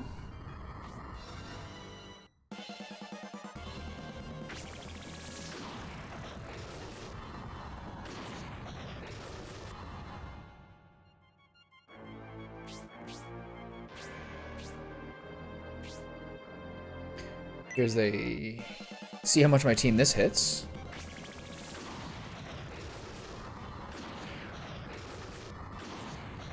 Two.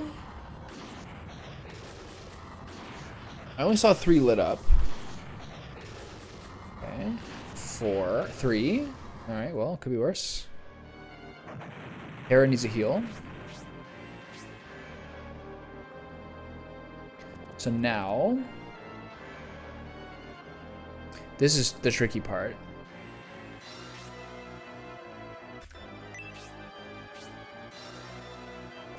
I'm getting some weird kind of deja vu right now.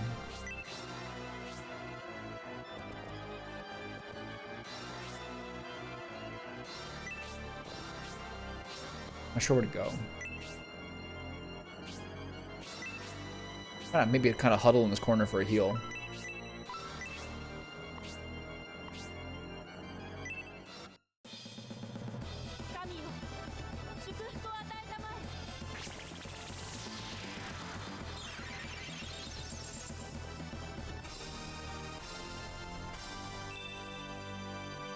So she has support and resist. That's really good. HP by 2, MP by 1, attack by 2, defense by 2, agility by 1. Good level, good level.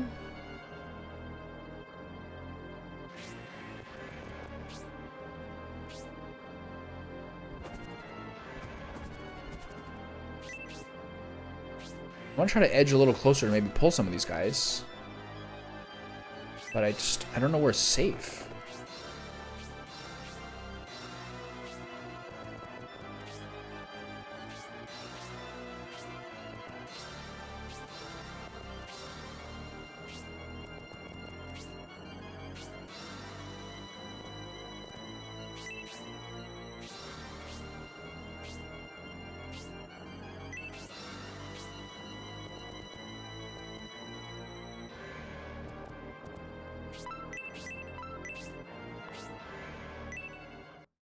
I just don't know. Hopefully he gets a level soon. I want to get him closer to Aura. I don't think he gets Aura to like at least 4 or 5 levels. If he gets it, I assume he does. So how do I get over there? These guys are not moving, so I'm gonna pull back into this corner and just play defensively.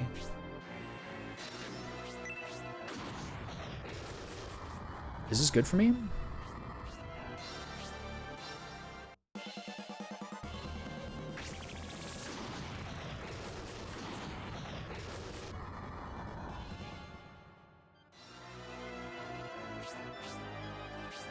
This should hit some of them, right? Okay, good. And then at some point, I guess like, right now they're doing a line up the top, the 2 northern ones. So I guess this would be a good time to rush the bosses. But I have a lot of guys coming my way. So this would be risky. I'm gonna pull back here.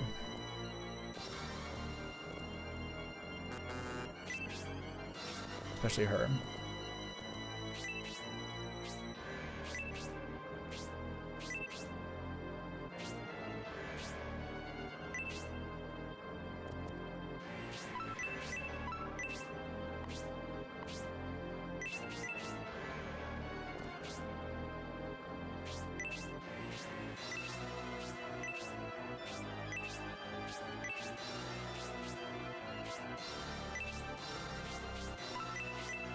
guess I just heal myself.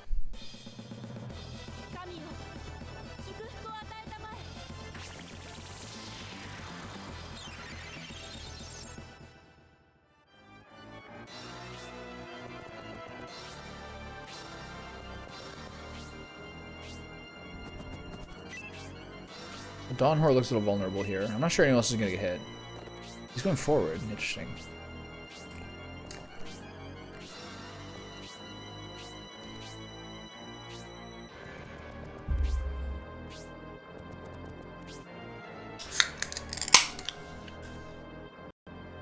Second.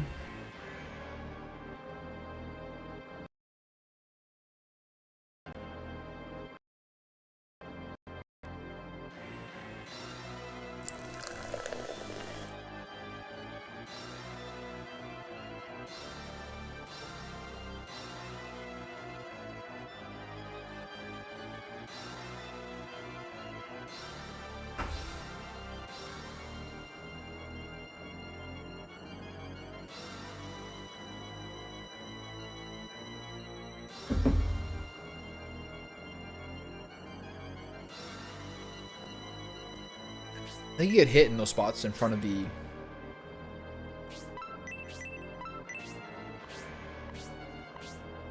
in front of the staircases, or the ramps. How much XP do you get for healing yourself? About the same.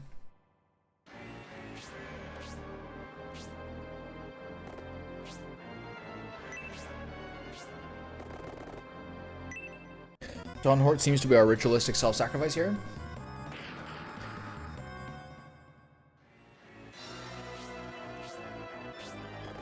So these guys are not coming, which is kind of good, but we're gonna be in a tricky place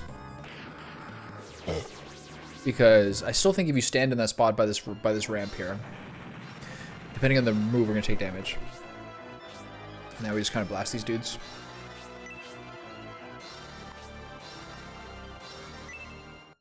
And then in a turn or two, the assassins are coming our way.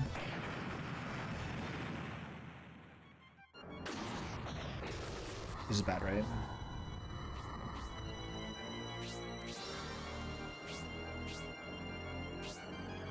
Okay. This doesn't affect anyone. But the next one's gonna hit a lot of people, I think.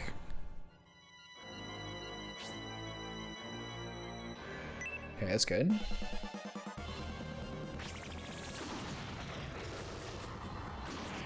Getting them to do cross-country across the entire map.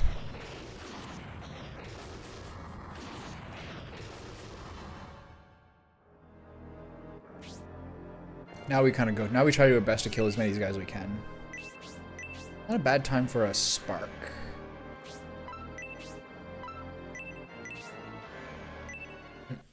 My first spark on Jorts.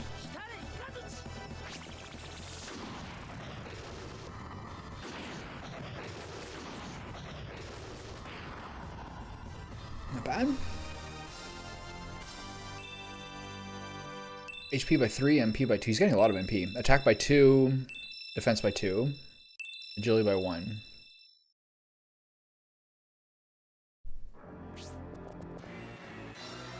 Shit, she can't reach anyone. Shoot.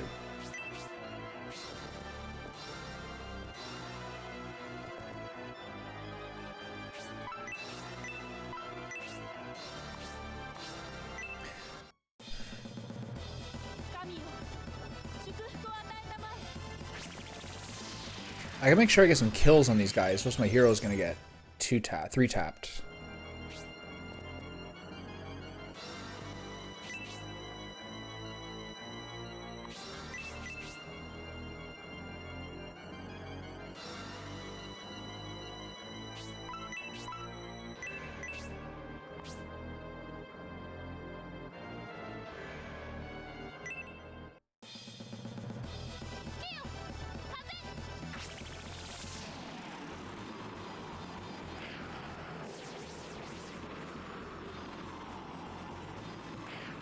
I mean, she's level 1, so this chunk of XP is a little overkill, but it's not the worst thing ever. It makes us a lot safer.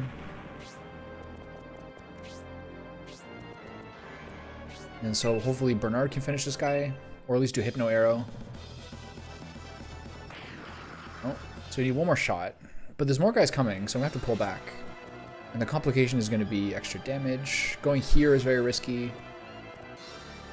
Just not sure what to do. That's good. Okay, now we try to attack. I think this is where I like overextend and take a lot of damage. Oof, 7. Not great.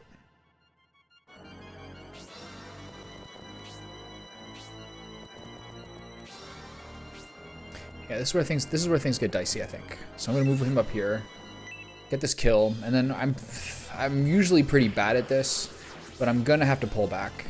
We're too much in the mix, and this is how you kind of lose the fight, I think.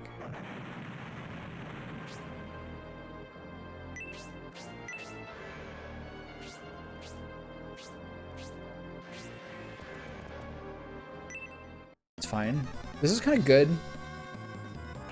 Maybe it's time to rush. There's still 2 more of the assassins I don't want to deal with. Okay, they're being really weird with their movement. Okay, so this is my chance to do as much as I can. This really gets me in the mix, though.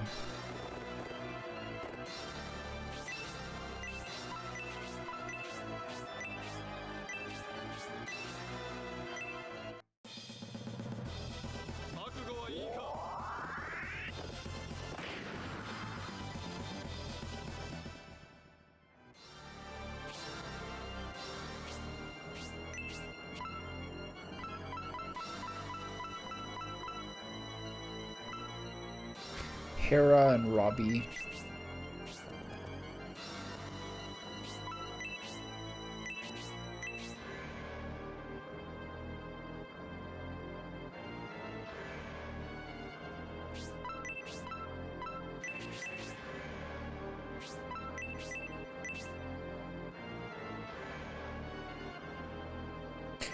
Kind of feel like a support spell's better here.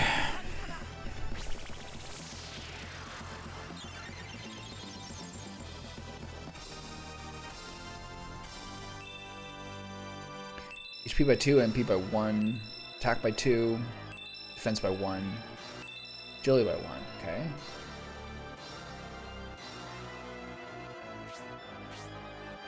Okay, so this is the dicey part, where there's a lot of guys here. And I'm really vulnerable in a lot of these spaces. If I go here, that's a 4-man blaze, spark. I mostly have to worry about these guys, I think. Oh, this is super dicey. This should be a kill, though. Oh, shit. 9 instead of 11. Okay. Okay, this is good.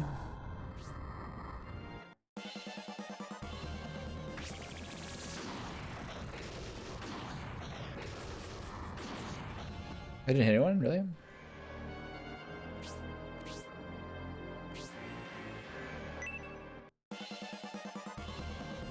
Okay, we're gonna have to seize our opportunity soon.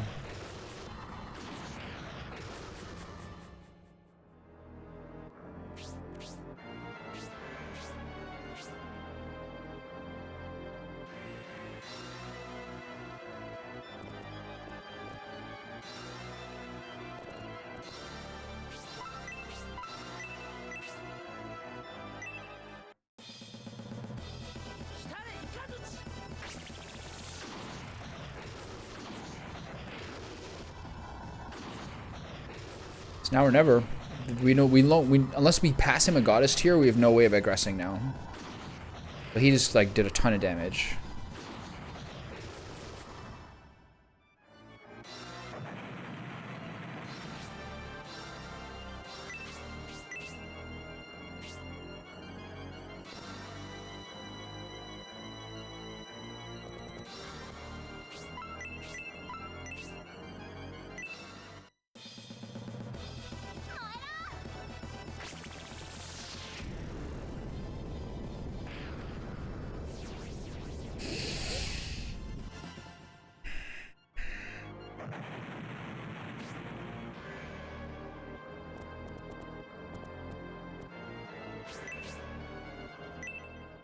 Give me a special attack.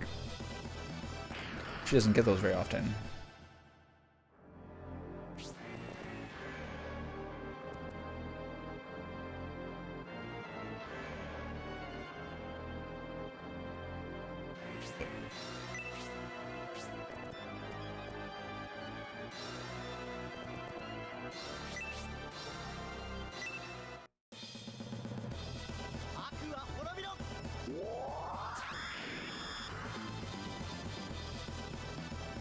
All the beam attacks are the visual effects that make me the happiest.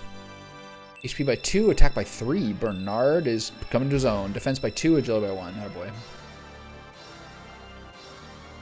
If you didn't find him in the previous game, you wouldn't have an archer in this game. That would be wild.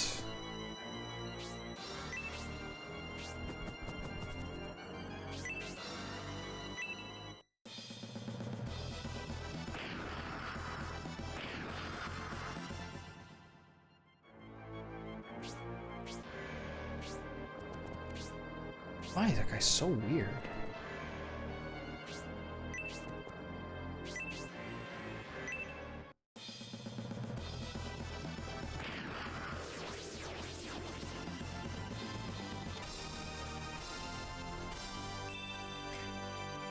HP by 2, attack by 2, defense by 2, agility by 1. Good level for him. I like that. He's got a headband now. He looks cute.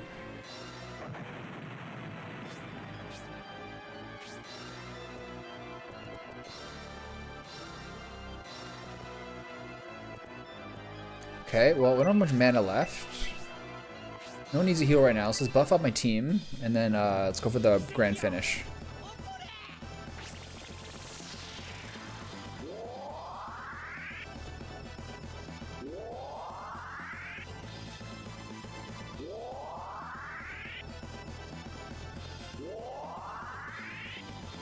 Leave a couple of people to take that assassin out, and then otherwise we're rushing the map.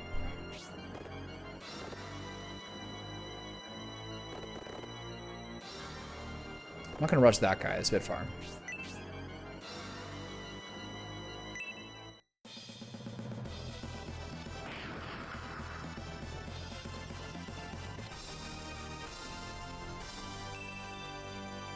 HP by 2, attack by 2, defense by 2, agility by 1. It's sad that Hedva is falling behind here.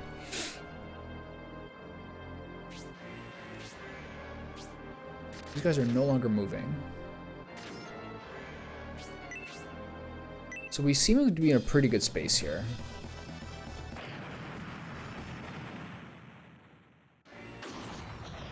Ooh, this is gonna be bad. This is my whole team getting killed. Luckily, this guy's one of the discharges, which is probably not one of the ones that hits me. I think I'm getting one full discharge across my whole team, basically. Which is my problem, which is my risk of being in the middle. Oh my god. There can only be 2 discharges per round, right?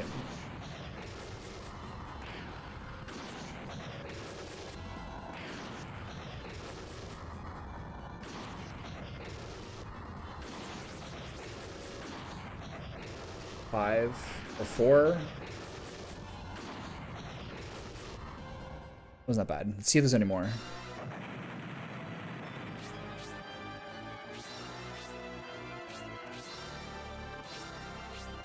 Okay.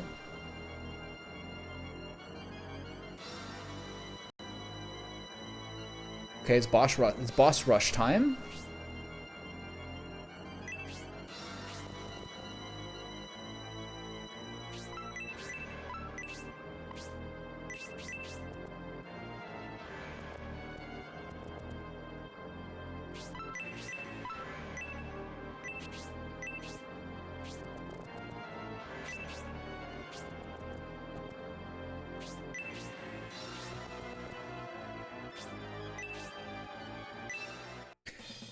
See how this goes.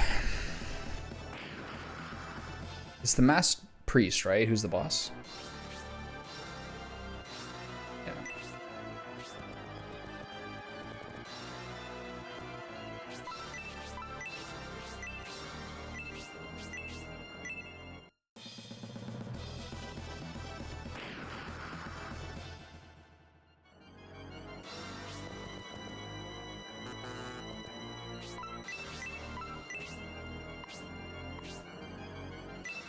She at least has some fighting strength, so I'll heal her up. 24, damn. His heals are so good. Part of her reasons her heals are weak is her weapon level is 0.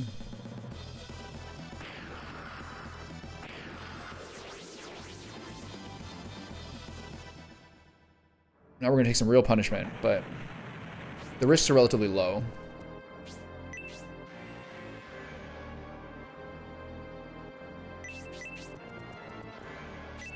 This guy's a bigger risk. Give me a big power move here. Nice. 25%. 50% of his health. I love that. Okay, what are we doing? That's fine. This is a tornado. This might kill him. Tornado 3 on a flying enemy? Oh, only 13. Wow, tornado's really weak. Okay, so let's see how these next turns go. Basically, just do as much damage as you can. I'm gonna try to kill the priest last because we're in pretty good shape. Oh, nice. Solid.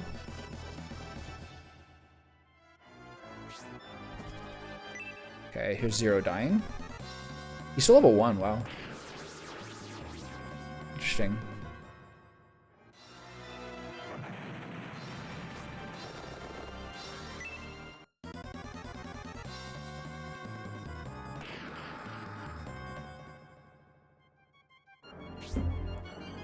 Alright. Ooh, this is gonna toast me.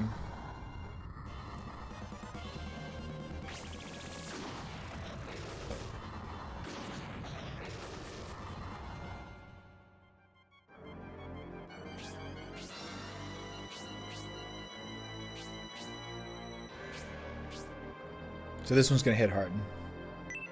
4 people, I think.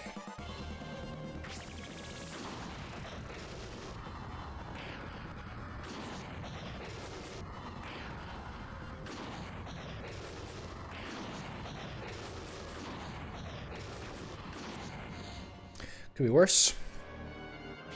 So now we get a lot of turns, and my hero's at full health. So let's take out the Pegasus Knight first.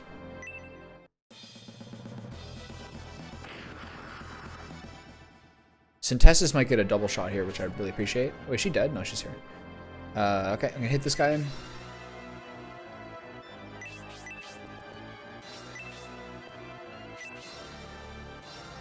Soften up a little bit. She's not very, very low in my priority of people to get damage, but she does need some attacks. Oh, she got a special effect. Nice. Okay, so her Cess is at level 1 now.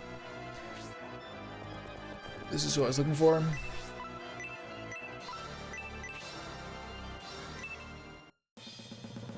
So besides Zero being still being at level 1 and Hedva not even being in the party, it was like rushing for safe zones is the way to do this. This was a this battle was a cruel test of fate. HP by 2, MP by 1, attack by 2, defense by 2, agility by 1. I'm probably gonna mix this with a video from yesterday, turn it into 1. Now I think about it. So like can't do that all that off one battle. Okay, bust out the Rune Tomahawk here. Critical plus 10, that's so good.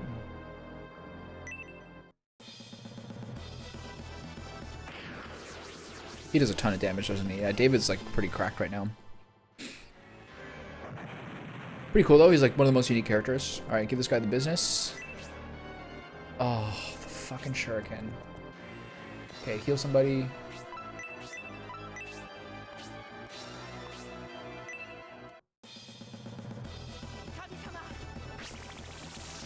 It's a shame that the shuriken has a minimum range of 2.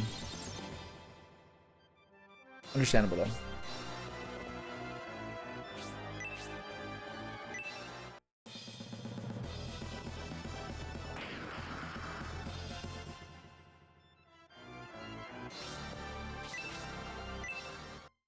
Okay, battle done.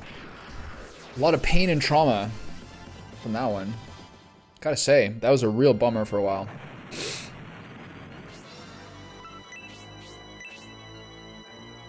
Oof.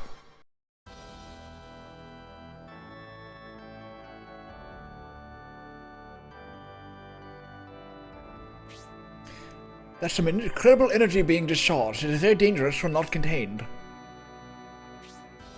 The temple's cores must be restored. However, I'm unsure precisely what must be done to repair them. I think Robbie will have an idea about this. A decisive battle awaits us inside the temple. Do you think we are ready? No.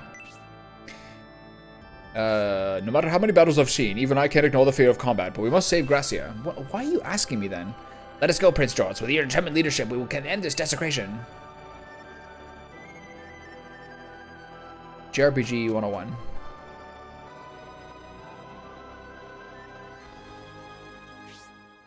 You've come a long way, Jort's army. Cool. It's been a while since our last rendezvous, Prince. I've missed you. You were lucky last time, but this time no one will help you. I'll finish you here. Well, I'm not sure you'll have that opportunity. Who are those guys? The Rainbloods. Domarik's elite force. Oh. From the cinematic. It truly is the Rainbloods, known to be the Emperor's elite execution squad. What are you doing here? It is Prince Jorts and his army. I don't know what brings you here, but you had better leave this to us and go now. Huh. Do you truly believe it's wise to leave things to them, Prince Jorts?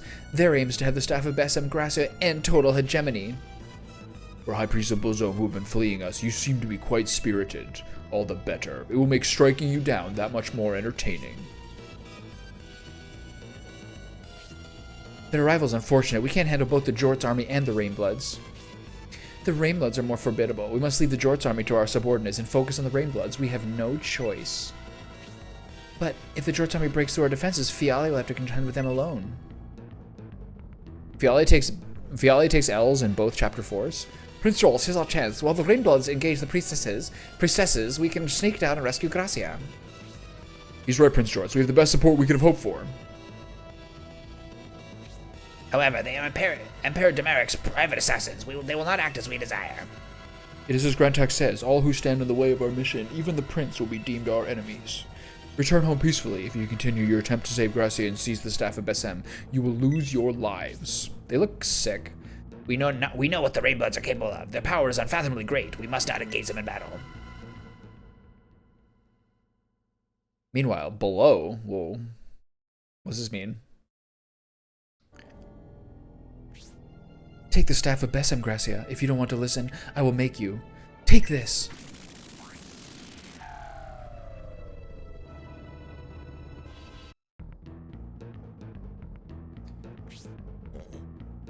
We won't have much time. Well, they battle one another. We must hurry and rescue Gracia. Okay.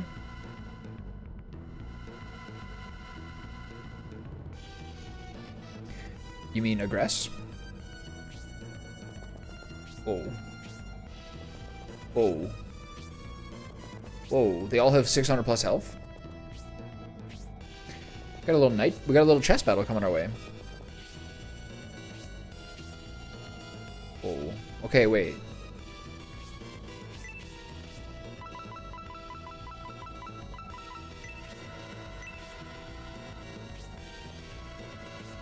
Okay, we got one guy down. So I guess I'll take this chance to take my break.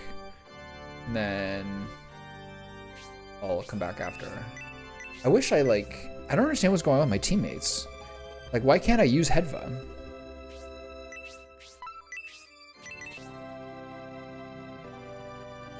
Just when I need the experts, and then they're here. Okay, I'll be back soon.